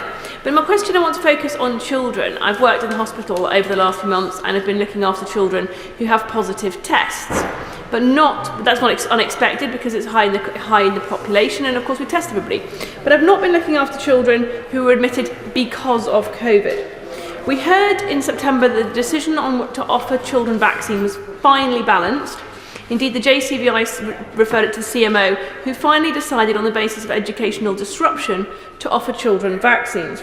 Given that the Omicron is less harmful than the variants they were considering at the time, has the Minister therefore asked the JCVI and the Chief Medical Officers to consider if these vaccines are still on balance better for children than not, except in the context perhaps of travel? Thank you, Madam Deputy Speaker. And first of all, I'd like to thank my honourable friend for her role in vaccinating probably thousands of people now. And everybody's really played their part to make sure that they use their skills or their time to make sure that the vaccination programme is being rolled out in such an amazing way. And I'd like to reassure the Honourable Lady, who obviously comes with an awful lot of expertise and knowledge, that the data is continually looked at by JCVI. I know we hear announcements from the JCVI and we think it's just something they've been looking at that particular day, but I would like to reassure the House that they continually look at data to make sure that we're moving forward in the right manner. Madam Kaiser. Madam Deputy Speaker, as vaccination uptake increases, conspiracy theory-inspired groups have hardened their language, and threats against those involved in vaccination delivery has also increased. In some groups, and I'm not even going to name them because what they do is so despicable, but they're attempting to disrupt vaccination and even attacked testing facilities. The threat posed by conspiracy theorist anti-vaxxer groups is real and cannot be ignored. So can the Minister tell the House what assessment her department has made to counter these groups and safeguard the vaccine rollout? Good question. Thank you, Madam Deputy Speaker. And misinformation, in my opinion, costs lives, and it's totally inappropriate, and there's no place for it in our society. And she also rightly highlights testing centres being attacked as well, which once again I'm sure is in the police investigation. But I think I'd like to reassure the Honourable Lady that we have got a unit that looks at this all the time, and numerous online presences taken down on a regular basis. And as you can imagine, there's various police investigations underway. Dr. Andrew Morrison. Deputy Speaker. Madam Deputy Speaker, when the facts change, we're entitled to change our minds. And since we passed the regulated activity regulations in December, we've had further evidence that suggests that the transmissibility of COVID declines after 10 or 12 weeks, as being referred to today. In the light of that, has the Minister gone back to challenge the JCVI on the advice it has previously given around whether or not we should be compulsorily vaccinating health workers, particularly given that it appears now that the risk that they pose to patients declines after a very short period of time, and especially given that we have an alternative, and that is very regular lateral flow testing, which will tell, more or less in real time, whether healthcare professionals pose a threat to their patients. Thank you, Madam Deputy Speaker.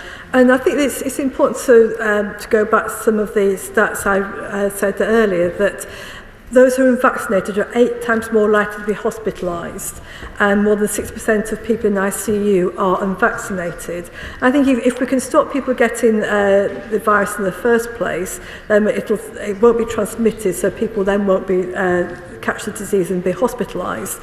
But I think it's important that it was the will of the House in December that introduced that policy. But as I've said repeatedly, that JCVI keep all the data under constant review, which then obviously has an impact on government policy. Rachel Maskell.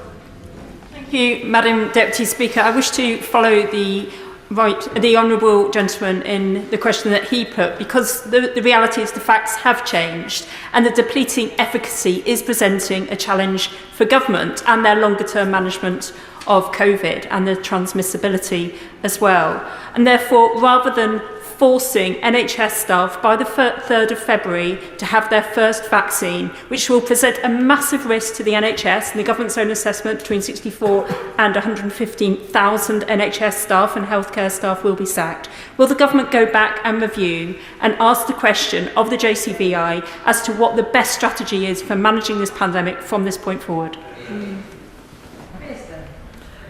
Thank you, Madam Deputy Speaker. And I think we've got a strategy, we've got our plans in place, we've got our vaccination programme, our testing and our antivirals. And part of the vaccination programme is to make sure that, or the purpose is to make sure that some of the most vulnerable in our society are protected.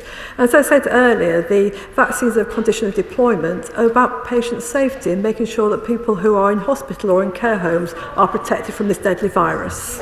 Bob Blackman. Thank you very much, Madam Deputy Speaker. I've been a big advocate of the vaccination programme and got my jabs as soon as I was enabled to have them.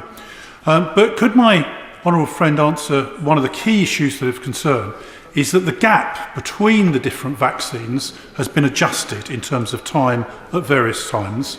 And as the right honourable member for the Rhondda mentioned, those that are extremely clinically vulnerable have had their booster a long time ago. The effectiveness of that is waning. And we already know that in Israel, they are administering a 4th dose, particularly to the extremely clinically vulnerable. So will she take back to the JCVI to look at specifically the extremely clinically vulnerable to see if they need a 4th dose? Thank you, Madam Deputy Speaker. And those that are clinically extremely vulnerable or immunosuppressed have already had the offer of a booster, so they've already had 4 doses. And as I said earlier, just at the end of last week, the JCVI determined that at this stage it wasn't appropriate for others to have a booster or a 4th dose. Jim Shannon. Thank you, Madam Deputy Speaker. Can I thank the Minister for her answers as well? And can I ask this question? In Northern Ireland, the Titanic Exhibition Centre, which is the largest mass vaccination centre in the whole of Northern Ireland, is to close on Sunday the 16th of January. Has the Minister come to an assessment within her department on the impact that the closure of mass vaccination centres across the whole of the United Kingdom of Great Britain and Northern Ireland will have on the booster process? Thank you so much. Thank you, Madam Deputy Speaker. And as I understand it, that where the vaccination sites are in the devolved nations is the responsibility of the devolved nations. So I can really speak for England from that point of view, but you could perhaps take it up with the Health Minister for Northern Ireland. Stephen Metcalfe. Thank you, Madam Deputy Speaker. Can I take this opportunity to put on record my thanks to my daughter and to all her colleagues across the NHS who have worked on the front line throughout this pandemic, caring for those who've sadly needed hospital treatment. I have been very supportive of the government's approach to the pandemic and its actions. However, I do tend to agree that as facts change, we should change our approach. From what we have learnt about Omicron is that the rationale behind mandatory vaccination has now shifted from protecting others to actually protecting oneself. Should we not revisit this based upon the figures that she has been quoting about vaccination status of those in hospital and ICU? Thank you, Madam Deputy Speaker. When we protect ourselves by having the vaccine, we are protecting others. And the Honourable Gentleman talked about Omicron, but we've had other variants before, and we'll have other variants, no doubt, in the future. So it's not just about Omicron, it's about what comes in the future as well. Anira Wilson. Thank you, Madam Deputy Speaker. Before Christmas, the JCVI issued welcome guidance that 5 to 11-year-olds who are either clinically vulnerable or living with someone who is immunosuppressed should be vaccinated against coronavirus.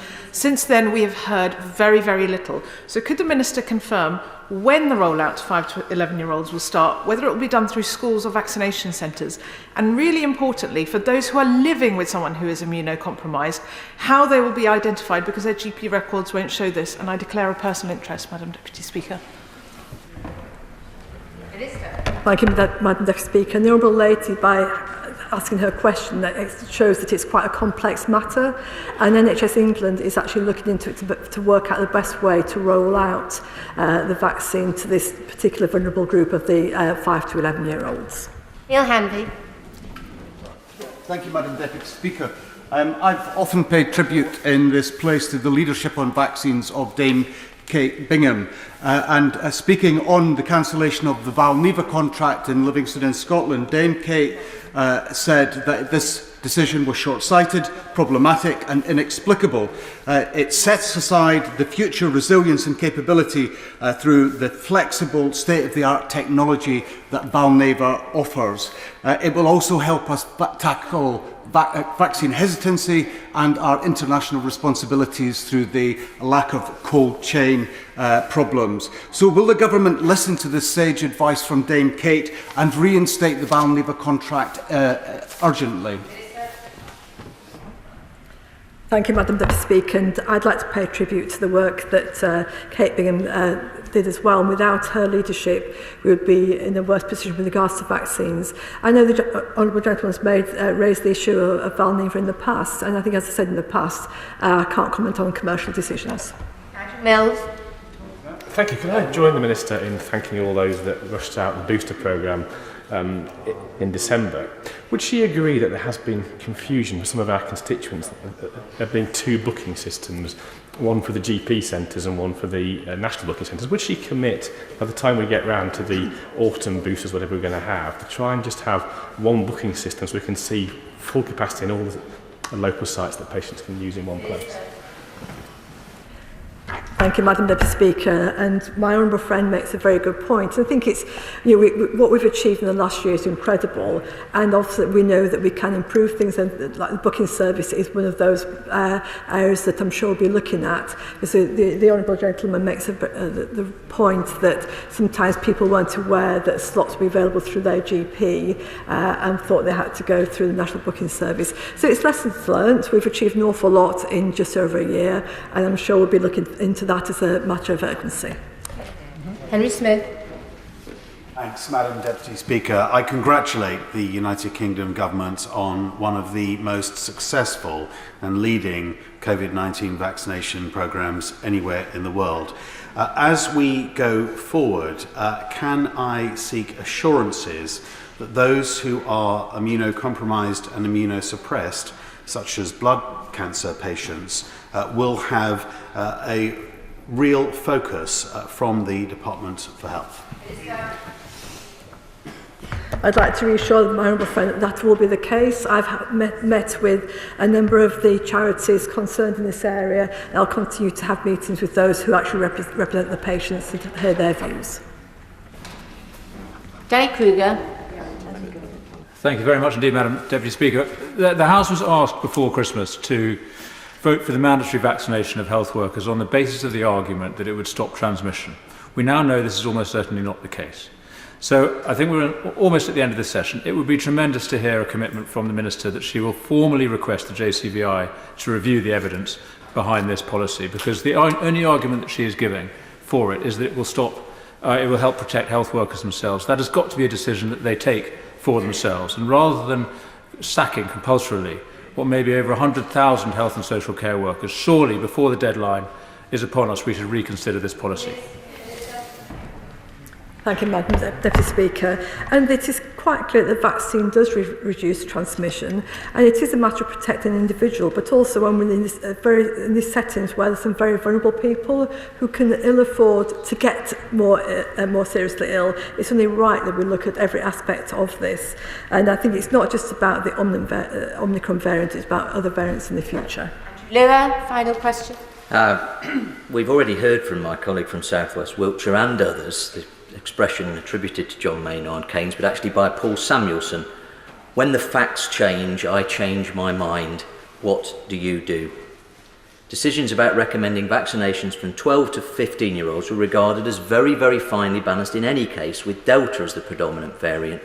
Now we've got Omicron, that so-called fine balance with all the complications of children's benefit versus societal benefit, and because of the small but real risk of myocarditis, has clearly altered. So will my honourable friend ensure that she reflects upon that very wise quotation in this instance? Thank you, Madam Deputy Speaker. And I'll refer back to the fact that the MHRA confirmed that the Pfizer vaccine is safe and effective in 12 to 17-year-olds. And that followed a rigorous review of the safety, quality and effectiveness of the vaccines in this age group. And obviously the JCV then made that recommendation and the CMOs backed that up. And I think it's based on those experts that this decision was made. I thank the Minister for the urgent question. Urgent question, Clive Lewis. Speaker, to ask the Secretary of State for Foreign, Commonwealth and Development Affairs to make a statement on the humanitarian crisis in Afghanistan. Madam Deputy Speaker, Afghanistan is facing a serious and worsening humanitarian crisis. It's affecting well over half the population, with 23 million people facing acute food insecurity. This is now the world's most severe food security crisis. The UN has this week requested nearly $4.5 billion for 2022, the largest humanitarian appeal on record, reflecting the magnitude of the humanitarian challenge ahead. The UK has been at the forefront of efforts to address the situation, working with the UN Security Council, the G20 and G7, and with countries in the region. The Prime Minister, Foreign Secretary and other ministers have all been working extensively with world leaders. In August, the Prime Minister announced that the UK would double its assistance for Afghanistan to £286 million this financial year, and we've now disbursed over £145 million. That will support over 3.4 million people in Afghanistan and the region, providing emergency food, health, shelter, water and protection. We're working at pace to allocate the remaining funding in response to the developing crisis and the new UN appeal. Further details were in a ministerial statement on the 15th of December. Can I thank the British people for donating £28 million to the Disasters Emergency Committee appeal in December, of which £10 million was doubled by UK aid match funding. That's helped to provide life-saving support. We're particularly concerned by the impact on the situation on women, girls and other marginalised groups. Last month, I, alongside the Minister of State for South Asia, met with organisations representing women, LGBT+ and religious minorities to discuss support for their needs. In allocating UK aid, we want to ensure that women, girls and other marginalised groups have equal, safe and dignified access to assistance and services. We've pressed the Taliban to respect humanitarian principles. Our partners report that aid is getting through. We continue to monitor the situation very carefully, especially in the winter months. Aid workers face challenges getting money into Afghanistan due to the banking system, and we're working closely with multilateral organisation banks and NGOs to address these challenges. And we welcome the decision by the World Bank Board in November to transfer £280 million to support the humanitarian response, but it is vital that the World Bank produces options to allocate the $1.2 billion which is remaining in the fund. And it is important that donors across the world step up to this challenge, including by responding to the UN's call for additional funding. Clive Lewis. Thank you, Madam Deputy Speaker. Afghanistan, as has been heard, is facing an escalating and multifaceted humanitarian crisis.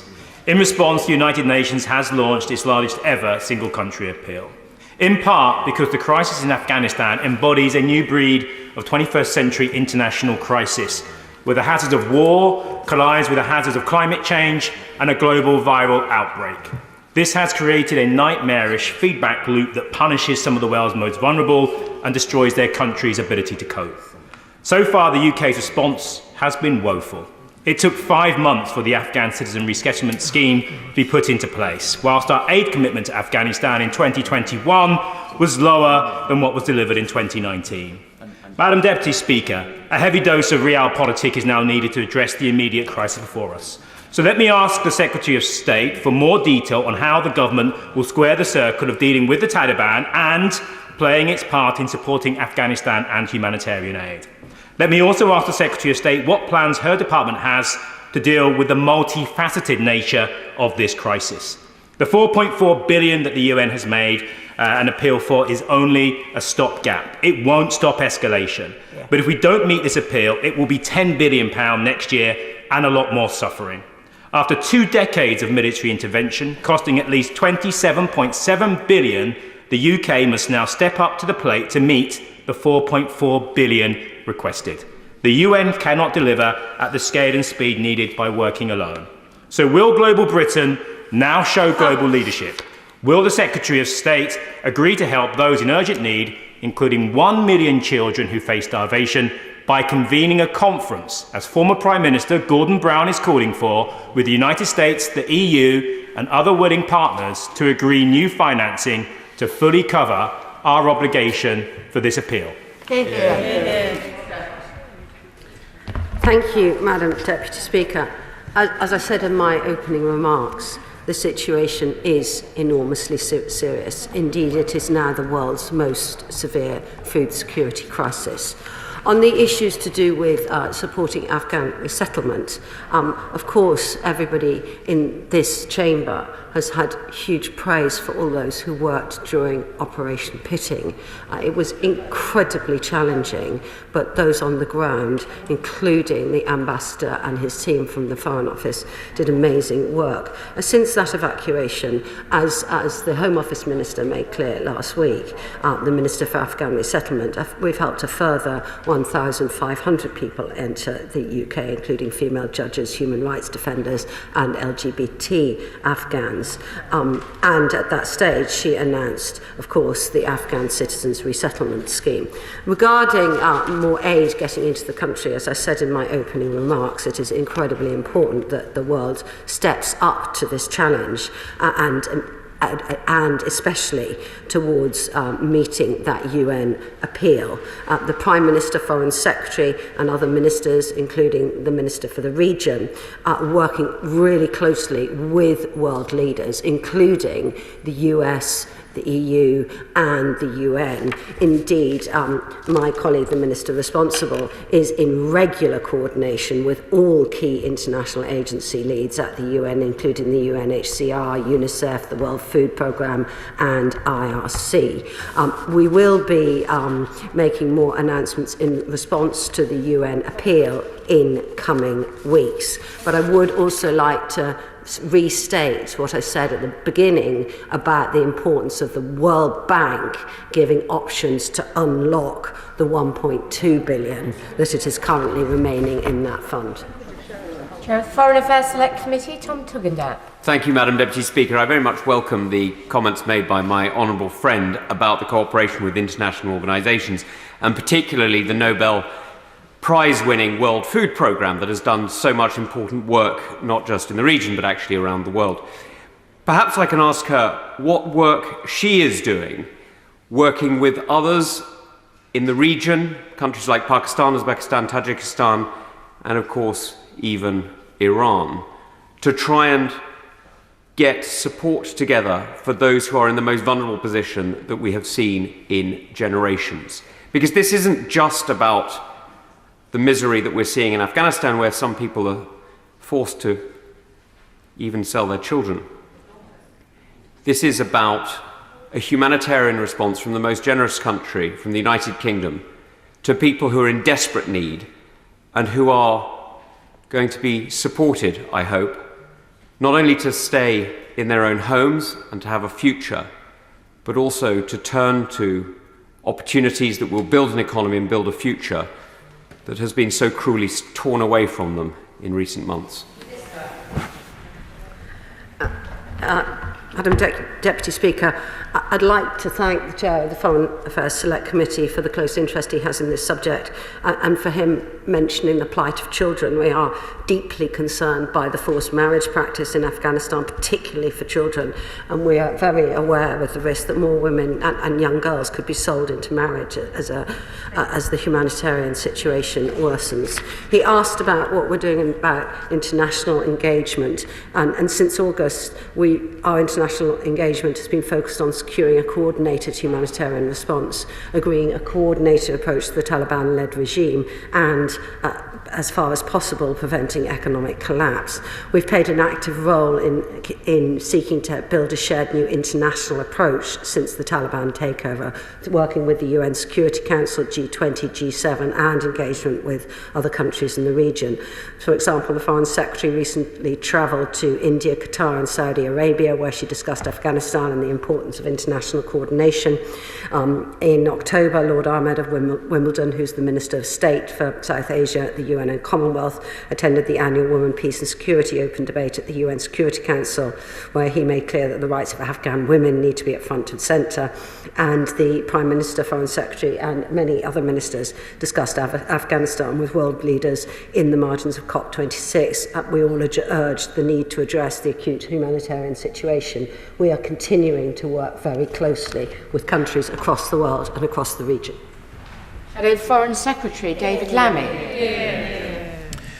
Madam Deputy Speaker, let me start by thanking my honourable friend, the member for Norwich South, for securing this hugely important, urgent question.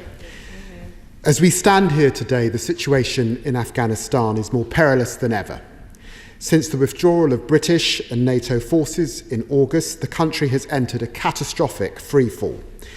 It is by no means an exaggeration to say the country is hurtling towards a humanitarian cliff edge that places millions of Afghans, including millions of children, at risk of starvation. The facts are truly horrendous. Over 90% of the country's health clinics and hospitals are without the funds they need to stay open. Basic public services have been decimated, with teachers, doctors and nurses going unpaid. Madam Deputy Speaker, you could be mistaken when you listen to these facts to believe the situation in Afghanistan can get no worse, can be no more perilous than it currently is. But this is tragically misguided. With 97% of the Afghan population soon to be living below the poverty line, almost 23 million are currently teetering on the edge of starvation. A further deterioration will have dire consequences for the people of Afghanistan and will impact not just the region, but also the UK, with more desperate people seeking sanctuary outside of the country. We must ensure that our sanctioned regime and our understandable desire to place pressure on the Taliban regime does not become an impediment to supporting the very people we seek to help. Some form of engagement is necessary if we are to support the people of Afghanistan, whether we like it or not. After the chaos of withdrawal, after Brits and Afghans were left behind, after the slashing of aid to Afghanistan just last year, only to U-turn to restore it, after the damning whistleblower revelations, you can understand why there is a chronic lack of confidence in this House in the ministerial leadership of her department. So can I ask the Minister the following? Will the UK convene an urgent pledging conference urged by former Prime Minister Gordon Brown to try to pressure the international community to meet the enormous need? Will the dialogue, what dialogue, has there been with the Taliban by the UK and other allies, maybe via the UN, over the issue of humanitarian access? And has the Minister met with NGOs and civil society to discuss how the government can better support their efforts? Madam Deputy Speaker, the need could not be more urgent, nor could the situation be more grave. As a proud, outward-looking country, we cannot turn our backs on ordinary Afghanis now. It is our moral imperative that we act and act swiftly to help Afghanistan in its time of greatest need.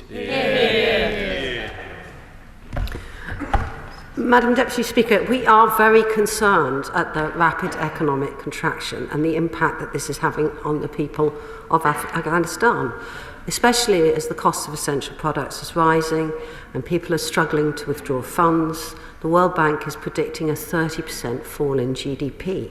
It is a very serious issue.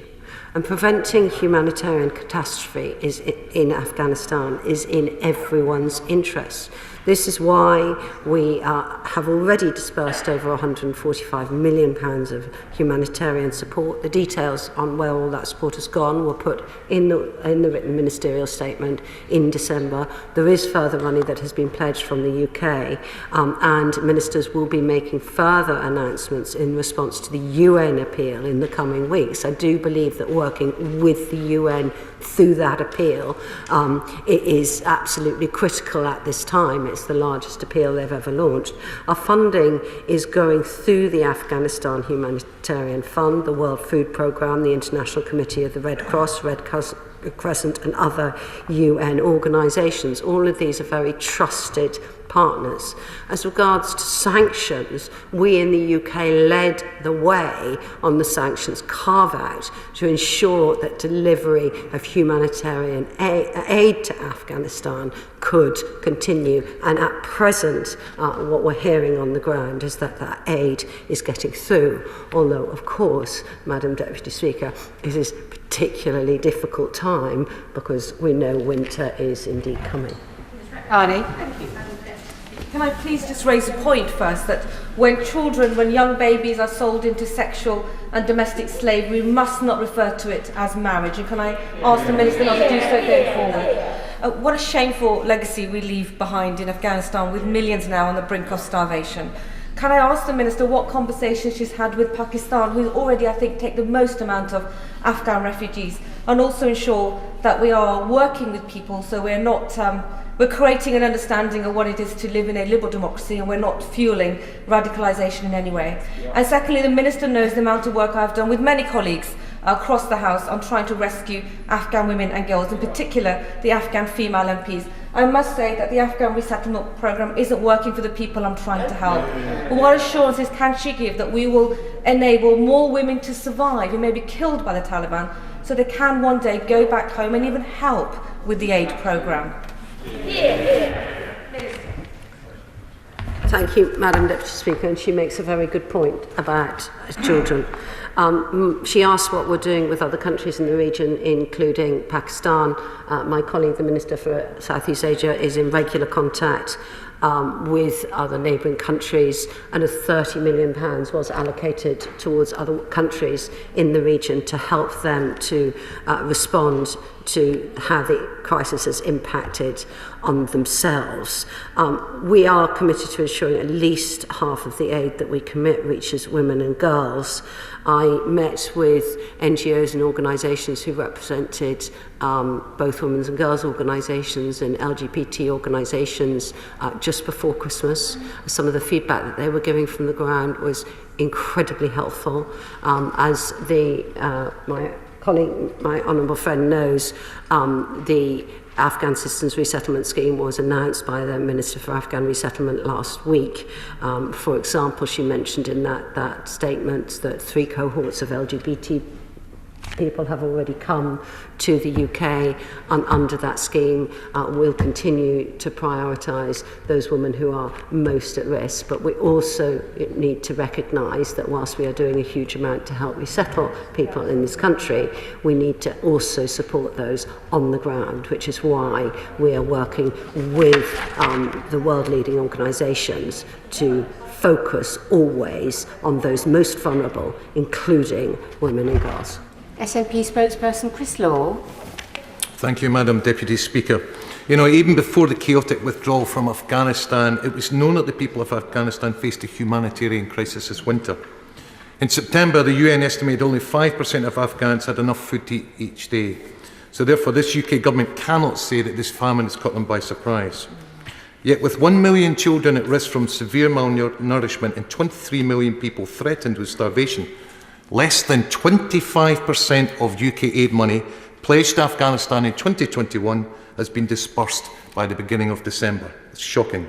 Madam Deputy Speaker, with the UN launching an appeal for nearly $5 billion in aid for Afghanistan, will the UK government ensure that all funds that were pledged finally reach those in need urgently?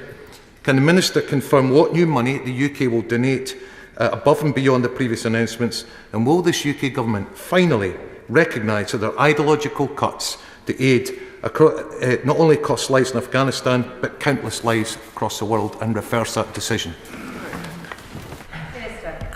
Madam Deputy Speaker, just to correct the record, because I think it's important that we are talking about accurate statements here.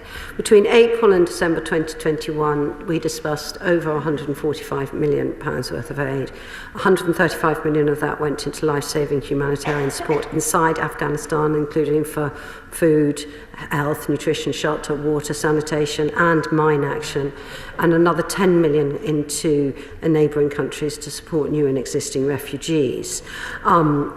We're working quickly to develop plans to allocate the remainder of the other 286 to ensure it reaches the people who need it most. We will be making further announcements in due course. We made a written ministerial statement just before Christmas, and we are working with the NGO partners, including, as I said, the Afghanistan Humanitarian Fund, the World Food Programme, and the International Committee of the Red Cross and Red Crescent and other UN organisations. Those are the partners on the ground who are getting the aid that's needed. But the really important thing is that the world needs to step up to this challenge. It is the biggest challenge, and that is why the UN has launched this appeal today. Order, I do want to try to get everybody in, but it is therefore important that the questions are short and to the point, not a list of several questions, but one question to the Minister, so the Minister is able to reply accordingly. Mark Logan. Thank you, Madam Deputy Speaker. In my new role as Chair of the APPG on Afghanistan, I look forward to co-hosting with the APPG on Women, Peace and Security this afternoon, actually at 2:30 p.m. It's the Minister for Afghanistan Resettlement.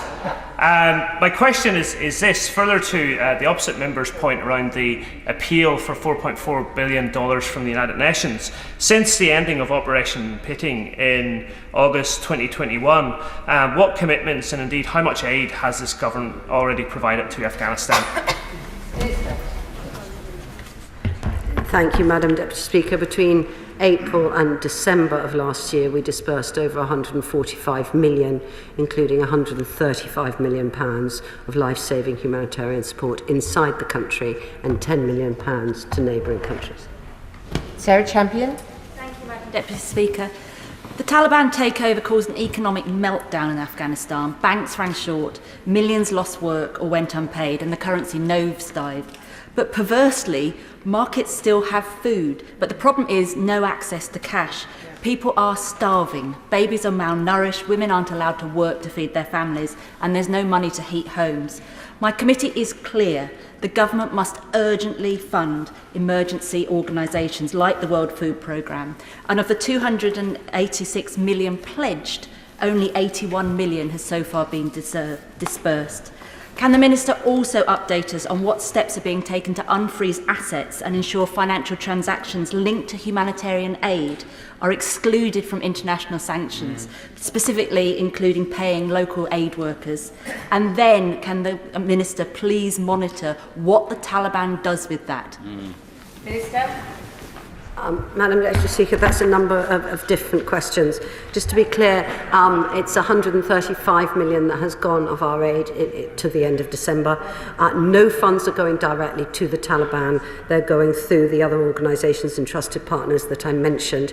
The Honourable Lady is absolutely right to mention the issues to do with getting money into Afghanistan and the banking system, and we're working really closely with multilateral organisations, banks and NGOs to address these challenges.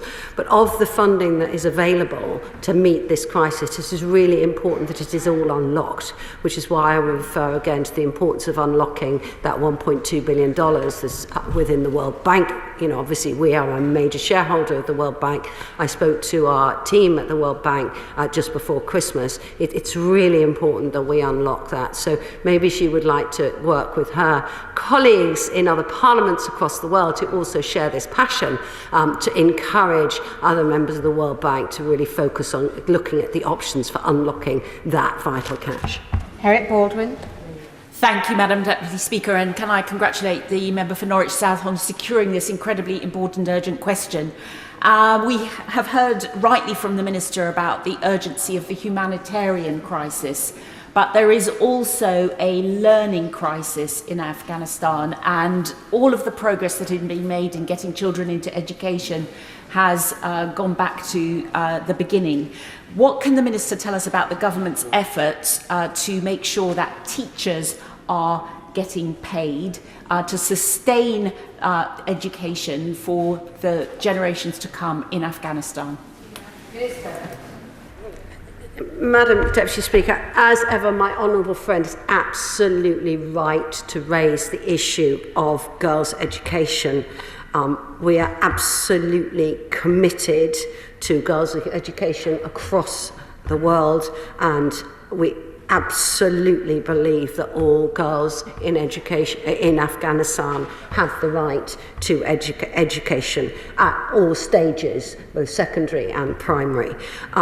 We continue to provide emergency education funding through the UN system and multi fundings, including the Education Cannot Wait and the Global Partnership for Education. It is currently holiday time in Afghanistan. The schools are due to reopen in March. One of our key partners that we work with on providing education in Afghanistan is Save the Children, and I actually have a long-term scheduled meeting with the head of Save the Children immediately after giving this statement this afternoon, so I'm more than happy to speak to her immediately after that meeting. Dan Jarvis. Much, Madam Deputy Speaker. The Taliban is a wicked regime responsible for murdering some of my friends. None of us wanted them in power, but Afghans have no choice. While humanitarian aid is desperately needed, it will never be enough. Millions are starving, the state has collapsed, and the economy is in freefall. So, further to the question just a moment ago by my honourable friend, the member for Rotherham, how does the Minister plan to unfreeze state assets, lift sanctions, and get the Afghan economy turning again? Madam Deputy Speaker, I completely agree with his sentiment. None of us wanted to be in this situation. It is an absolutely dire situation. The impact on the people of Afghanistan, and especially those in vulnerable groups, women and children, is heartbreaking. But we will continue to focus on getting the aid and getting the international response. I think it's very important that the UN has launched that appeal today, and we will continue to work with them at all sides. In terms of sanctions, we were very clear in our leadership in making sure that sanctions shouldn't end up blocking that humanitarian aid. And I know that my colleague, the Minister responsible, will continue to make sure that he is doing all he can with partners across the world and with British leadership to make sure that that aid gets through. That is the immediate issue this winter, as well as continuing to press the Taliban to make sure that they hold their promises, that girls can go back to school, and that marginal groups will be respected. Flick Drummond.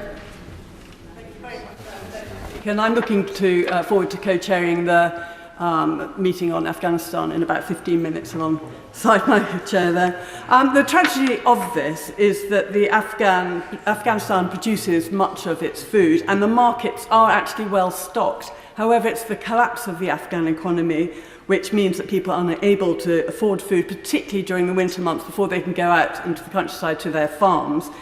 So my question is very similar to the previous two, which is what further can we do to help the Afghan economy recover?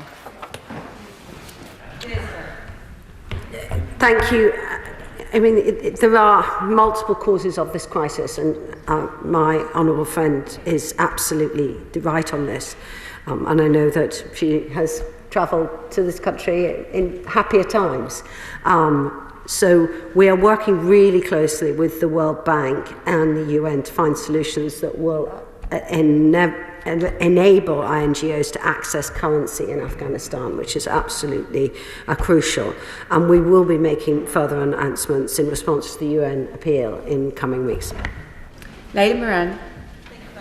Speaker, the situation is absolutely desperate and every penny counts, but also how those pennies are spent matters. Yesterday, I spoke to an NGO working out there on the ground, and they said that although, of course, they welcome any money that they get, the UK government's rigid, bureaucratic approach means that that money has been delayed, the timelines to spend it have shrunk, and so that money, frankly, isn't spent as effectively as possible. And they'd also noticed these inefficiencies have got much worse since their merger between the FCO and DFID, just as the Liberal Democrats and others warned at the time.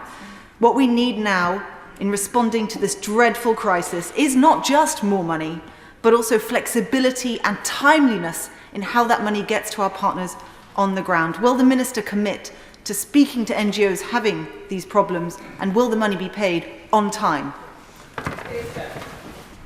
Madam Deputy Speaker, my colleague for the region, the Lord Ahmed of Wimbledon, is in regular contact with NGOs.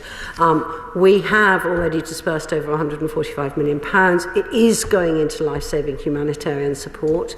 It is going in with key partners. It is not going directly to the Taliban, which is important here. It is also really important that we help to unlock the funding that is currently sitting in the World Bank. And that is a key pot of money that needs to also have the flexibility to get to people on the ground.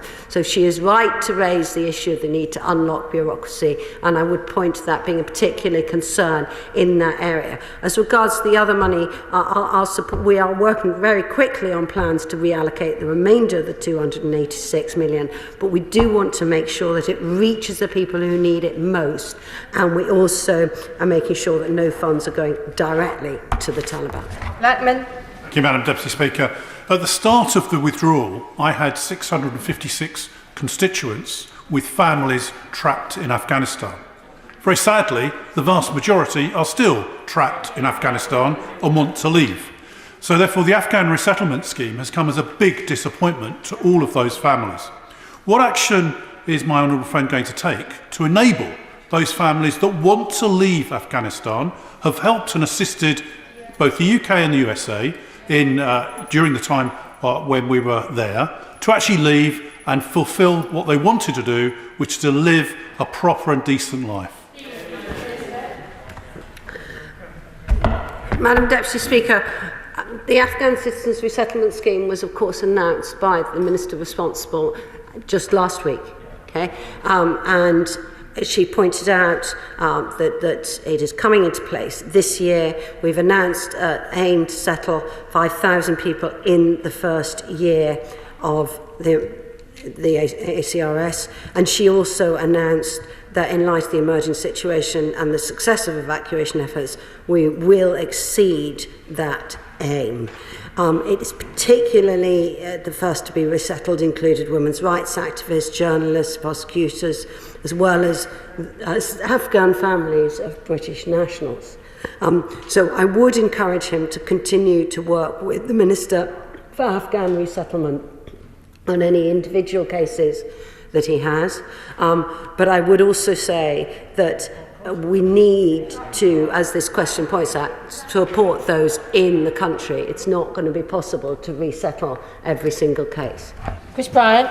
Thank you, Madam Deputy Speaker. I'm sorry, this is terrible. And every single element of this was not only predictable, but predicted repeatedly for 18 months and longer. Operation Pitting was a disaster. We didn't actually prioritise the right people, or we have no confidence that we know that we prioritise the right people. We've abandoned lots of people, just as the Honourable Member said. All of us have constituency connections with people who are stuck in Afghanistan, and the Minister has no means of enabling them to get to safety. We have abandoned them to their future where there isn't enough food, there isn't enough money to pay the bills, there's no electricity, most of the hospitals aren't working properly, and we have a complete disaster, and part of the blame for that lies at the government's door. Madam Deputy Speaker, during Operation Pitting, we worked at great speed. Our armed forces on the ground at great speed and in great danger to evacuate around 15,000 people to the UK. That was the second largest number evacuated by any country, behind only the United States. We are supporting people in Afghanistan. Karen Butt.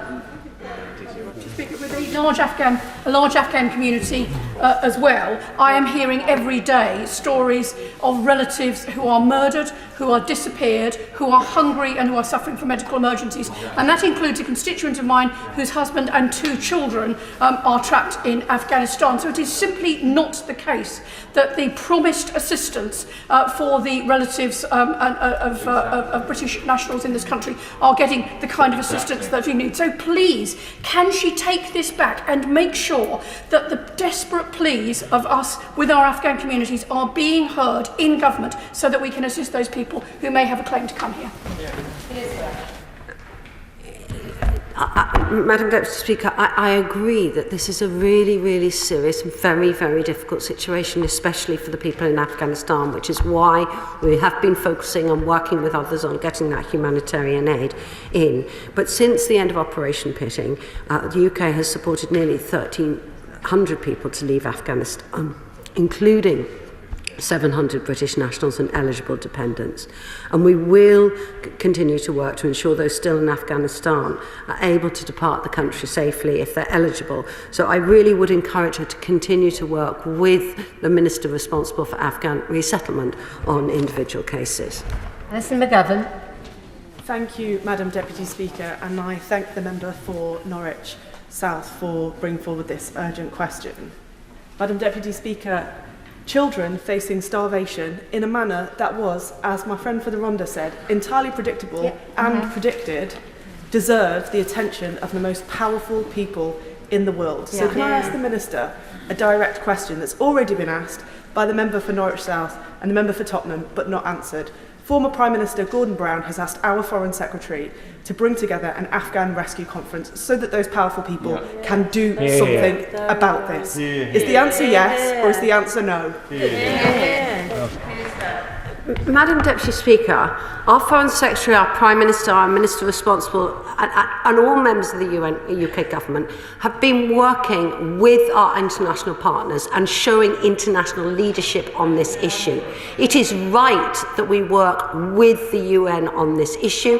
They have today announced their appeal, the biggest appeal ever, and we will be making further announcements on that UN appeal and how we continue to work with the UN, which is the right organisation to be working with in the coming weeks. Seema Malhotra. Thank you, Madam Deputy Speaker. Frankly, what we are hearing today just isn't good enough, and we know the situation is utterly dire in Afghanistan.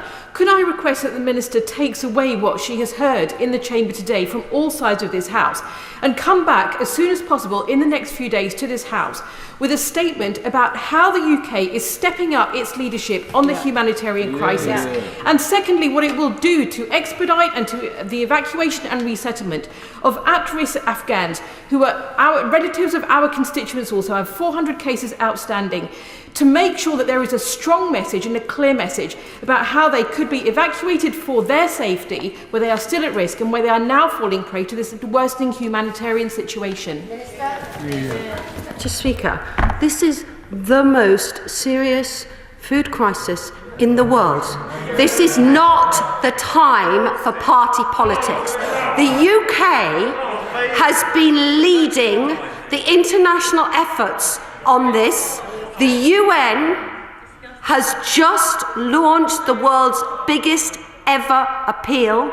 We have been working with UK leadership from the beginning on this incredibly difficult situation with our partners at the UN, with our partners at the World Bank. We are leading the pressing to unlock that money from the World Bank, which is key here. I would please encourage you to get behind this UN appeal and get behind the UK government's efforts to bring the world together to help the people of Afghanistan, because that is absolutely vital for the people of Afghanistan right now. As there is no one working harder to get on with the job to support people around the world than this. And speaking from a sedentary position of accusing us of not getting on with the job, I find really offensive to the people of Afghanistan. There was a written ministerial statement which updated the House just before Christmas. I have said from this dispatch box that the UK government will be coming back with further statements in response to the UN appeal in coming weeks. That is the right thing to be doing, but it is right that we are working with the UN and other international partners and key NGOs. And in terms of doing my job, as soon as I leave this chamber, I am going to be meeting with Save the Children, who are one of our key partners in that area, because I believe it's really important that we continue to work with our key partners. Hannah. Speaker, and thank you to the Minister. The unfolding crisis in Afghanistan is nightmarish in its scale and its complexity, and the SDLP entirely supports the pathway set out today for an international conference to intensify and galvanise global support. We have heard about the efforts on the ground, and we know that only a tiny proportion of those affected will be able and seeking to leave Afghanistan, but clearly the scheme is inadequate. I'm aware from responses to me that the Northern Ireland Executive are ready and willing to accept a large number of refugees. Can you advise what discussions have had with them? And in light of the comments from a number of members, can you ensure that there will be a pathway for referral to that scheme from MPs' offices? Thank you, Madam Deputy Speaker. I will certainly get back to her about a pathway for referral to that scheme from MPs' offices. It is a lead from the Home Office rather than myself. I would say again, this is a really serious and worsening crisis. It is the largest humanitarian appeal that has ever been made on record with the UN, and we need to be working with our partners at the UN, at the World Bank, in unlocking that funding for the humanitarian crisis, and that is what the government is doing. We will be getting on with that job. Blomfield. Thank you, Madam Deputy Speaker. I have to say that the Minister's response to my colleague's question earlier was unfortunate, because I think there is real cross-party concern on this issue. And the Minister was right in her opening remarks to highlight the generosity of the British people, because they recognise our special responsibility to the Afghan people in the face of the unfolding catastrophe following our chaotic withdrawal. Now, she set out what the government is doing, but clearly it's not working. Can she tell the House now what further plans the government has to address the appalling situation in Afghanistan? Madam Deputy Speaker, I think I've been very clear. We're working with the UN and other international partners We want to unlock the funding that's at the World Bank that will make a considerable difference. We need to continue to work with trusted partners to make sure that the funding that we and others have pledged gets on the ground to those who need it most. We're working to also work with NGOs and other banks on how, if it's possible, to tackle some of those issues that there are in the payment system, which is causing such complexity. We're working with our education partners, with other NGOs, and we will be making further announcements in response to the UN appeal in coming weeks. Rachel Maskell. Thank you, Madam Deputy Speaker. When something isn't working, then you have to look again, and that's why an international conference is so needed, to bring greater leverage to this situation to achieve the outcomes that we all want to see. One group of people the Minister hasn't referred to, however, is the network of democratically elected members of parliament in Afghanistan who are now spread throughout the world. They know their communities like we know our communities. So will she open up a dialogue with the very people who know the whole communities across Afghanistan to ensure that they have a say over the future? Madam Deputy Speaker, she makes a very, very good point about speaking to many of those who've represented Afghanistani people across the world. And Minister.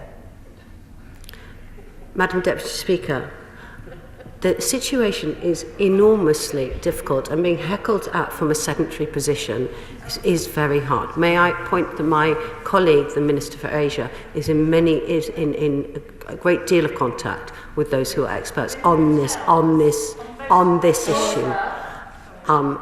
Over 15,000 people were brought to, or around 15,000 people were brought to the UK. Many of them still are in hotels, but many more have also moved on into homes. We have been the second largest resettlement scheme in the world, and it is really important that you continue to work with the Minister responsible for Afghan resettlement on any individual issues that any of your constituents may face. Kate Green. Madam Deputy Speaker, my honourable friend was right to praise the Minister for acknowledging the generosity of the British public, but I need to warn her that the anger and disappointment that people in this country feel at the failures of the British government threatens to undermine everything that she has said to the House this afternoon. Faith and community groups in my constituency are anxious to go on supporting the humanitarian effort towards Afghanistan. Can she say what work the government is doing with faith and community leaders in this country to support their efforts and that of their members and communities? I'd like to thank the honourable member for raising again the issue of the generosity of the British people, and they have been enormously generous, especially in that appeal just before Christmas. It was of course match funded, up to £10 million of additional funding from the UK government, and it is truly life-saving aid. I think she makes a very good point about outreach to faith and community leaders in the UK, and I will certainly raise that with my colleague Lord Ahmed on what more we could be doing to especially explain what we are doing in the country in this very, very difficult situation back to the people of the UK who have such generous hearts.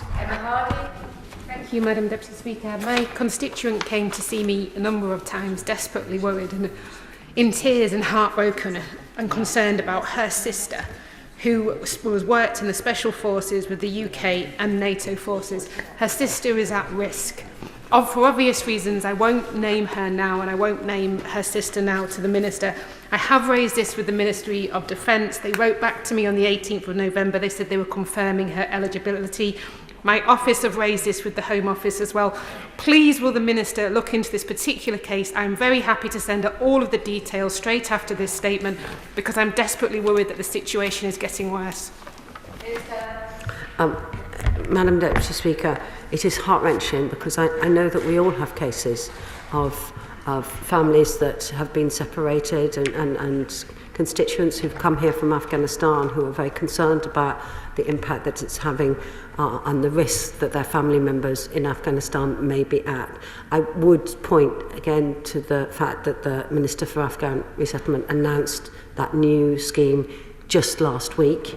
and to make sure that she raises it with the minister responsible. If she wants to send it to me, I will forward it on to her. But it has got to go through that scheme because it will be one of the most generous in the world, 5,000 people this year, but it cannot be every single person.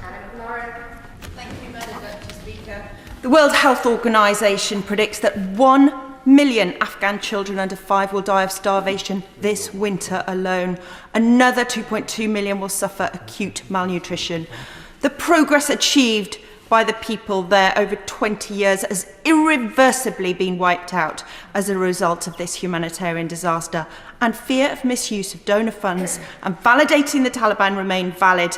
But given the urgency of this crisis, does the Minister agree that the country, the UK government, must do more? And if it is truly not a time for party politics, will she, as my colleagues have requested, say yes to an international conference of 68 nations, as Gordon Brown has suggested? Madam Deputy Speaker, she's absolutely right to raise what the World Health Organization have been saying. This is the most severe crisis in the world, the most severe food crisis in the world. That is why the UN has launched their appeal, and it is right that when we're working and engaging with other countries that we are also engaging with that appeal.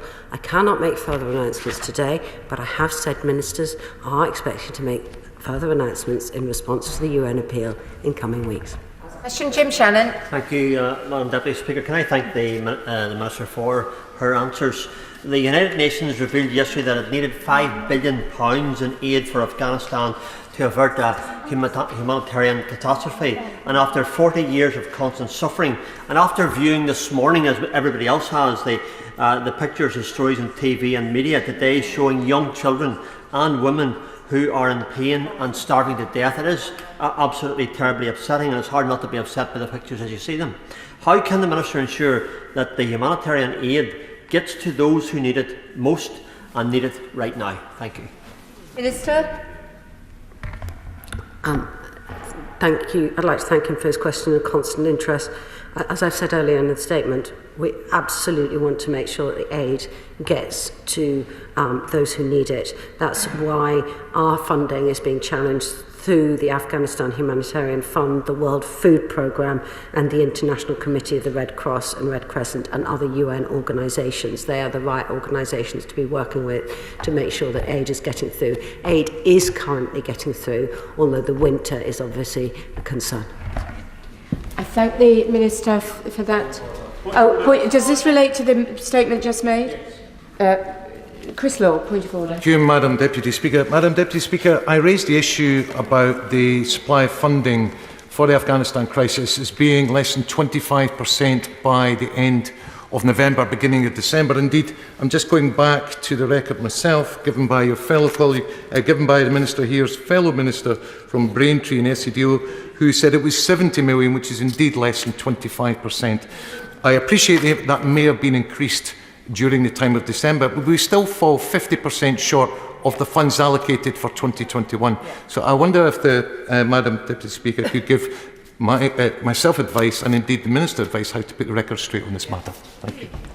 Well, thank the honourable gentleman for the point of order, but as he knows, it's ministers who are responsible for their words in the chair and in the chamber, and not the chair. The government front bench and the minister will obviously have heard what he has just said, and I'm sure that the minister would seek to correct the record if any mistake has been made. Thank you. Point of order, Sarah Champion. Thank you, Madam Deputy Speaker. My constituent, a survivor of child abuse, has worked with the National Crime Agency during recent prosecutions, but she's been waiting since July for a decision on a family permit application to the EU settlement scheme. I wrote to the Minister of Immigration on the 2nd of November about the case, but I haven't received a reply. I've raised the matter on multiple occasions with the UKVI directly, but again, replies haven't been forthcoming. My constituent was told a decision was made on the 20th of December, and UKVI have confirmed that with me, but she still hasn't been told what the outcome is, which has completely ruined Christmas and New Year for her and her children. I've been chasing repeatedly and I cannot get that decision, and it is torture for her, Madam Deputy Speaker. So can you provide guidance on what I can actually do, what mechanisms are available to me to actually get that decision so that this woman can have some peace in her life? Well, I am grateful to the Honourable Lady for giving me notice of her point of order, and I'm obviously as disappointed as I'm sure she is to hear that her letter and representations have not received a response, and I would hope that a response would now be forthcoming speedily, especially as there are ministers and whips on the front bench who I'm sure will convey that back to the Home Office. In terms of how she might further pursue the matter, she may wish to discuss the issue with clerks at the table office who can offer advice. I also know that the Leader of the House at Business Questions, if issues of delays from ministers are raised, does agree to take them back to ministers, so that may be another route she might wish to pursue through business questions. Thank you. Point of order, Peter Kyle. Thank you, Madam Deputy Speaker, and I have informed the Secretary of State for Northern Ireland of my intention to raise this point of order. Back in July last year, the Secretary of State for Northern Ireland released a command paper relating to the troubles in Northern Ireland and the legacy issues relating to such. In his statement to the House back then, he said, and I quote, that he's introducing legislation by the end of autumn. That was volume 699 on the 14th of July for the benefit of Hansard, but no legislation came forward. At the last oral questions, just before Christmas, I asked him where the legislation was, and he replied, and again I quote, "We have not paused." That was volume 705 on the 8th of December. Now, this week, there has been a government briefing to Politics Home website about that legislation, and I quote from it. A government source told Politics Home that they needed more time to get it right, and that the legislation might not make it onto the statute books until late spring or early summer. Madam Deputy Speaker, this strikes me as a very clear breach of the Ministerial Code, which is very clear in its intent, that ministers should talk about legislation and how legislation is going to be handled in this place by talking to this place, either in an oral statement or a written statement, preferably an oral one, so that we can cross-examine it here at the dispatch box. Can you confirm whether you have been informed, or Mr. Speaker has been informed, about any intentions over this legislation? If not, I think it is a discourtesy to the Speaker, I think it is a discourtesy to this House, and to all people in Northern Ireland for whom anxiety has been provoked by talk of this legislation. It is certainly a discourtesy to them. Well, I'm grateful to the Honourable Gentleman for giving me notice of his point of order. He raises a number of issues. First of all, decisions about when to make written or oral statements are obviously for the government rather than the Speaker. However, as he will know, the Speaker has repeatedly made it clear that substantial policy announcements should be made first to this House, and I would expect that the government would observe that in relation to this very important issue. With regard to breaches of the Ministerial Code, that would be something that, if he wished to raise that, that would be with the Cabinet Office, obviously. I will ensure that the Speaker is aware of the point that he's made about possible changes to policy, but I would hope that the government front bench has heard that and will feed it back to the Northern Ireland Office. Thank you. Thank you. We now come to the 10-minute rule bill. Dr. Luke Evans. Thank you, Madam Deputy Speaker, and I beg to move that leave be given to bring in a bill to require advertisers, broadcasters and publishers to display a logo in a case where an image of human body or body part has been digitally altered in its proportions and for connected purposes. Madam Deputy Speaker, to set the tone for this speech, I'd like to describe an advert put out about a year ago by Dove called Reverse Selfie. It starts with a young girl looking at her phone. On that phone, there's a picture of her. She may be in her late teens, early 20s. It starts to scroll backwards. She sees the comments underneath the photo suddenly disappearing, with all the likes slowly drifting away. Then the comments, "You look amazing," disappearing. Suddenly the filter changes, and so does her hair colour. The size of her face, including her nose, changes. Blemishes on her skin suddenly reappear. The process goes further. She puts the phone down, lies backwards, and there behind her is a picture of her family that reappears on the wall. She's scrubbed it off, and a picture of her favourite teen band. Furthermore, the image shows makeup, including lipstick, coming off. And finally, what's left in front of us is a girl no older than 13 or 14. The advert finishes with a line that's pertinent. The pressure of social media is hurting our girls' self-esteem. This is an all too common story happening up and down the UK to our daughters, our sons, our granddaughters and our grandsons. Now, the advert's only a minute long, but encapsulates perfectly the problem facing our media-hungry society. Don't believe me? 1 in 5 adults feel shame about their body. In teenagers, it's 1 in 3. The Women and Equalities Committee inquiry into body image found concerns about the way we look start younger, last longer, and affect more people than ever before, with 61% of adults and 66% of children feeling negative or very negative about their body image. NHS England data released over the summer showed there was 2,682 admissions of children under the age of 17 with a primary diagnosis of eating disorders between April 2020 and March 2021. That's an increase of 34% on the previous year. This issue is here, stark, and getting worse. And I've seen it in my own practice as a GP before being in this house.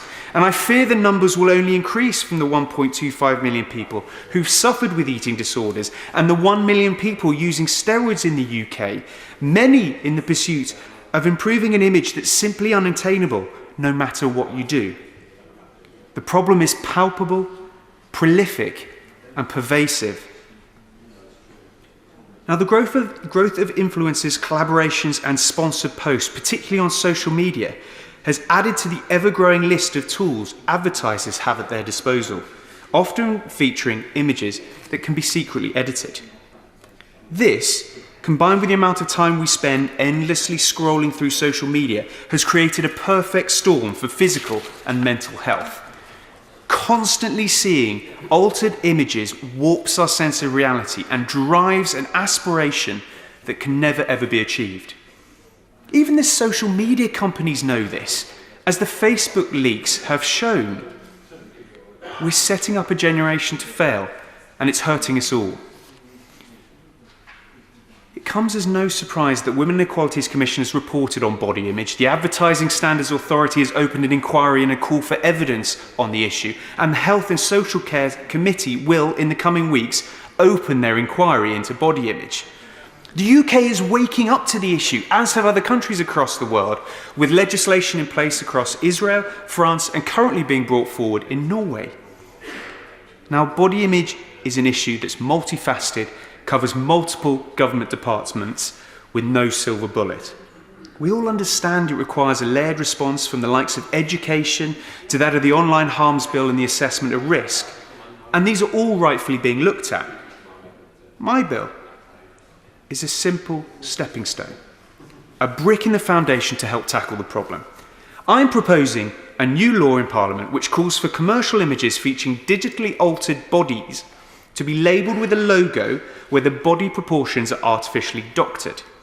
To put it simply, if someone's being paid to post a picture on social media, which they've edited, or advertisers, broadcasters or publishers are making money from an edited photograph, they should be honest and upfront about it. So this isn't about stopping you touching up your wedding photos or removing the red eye on a post. It's targeted at those with significant, far-reaching influence and those with commercial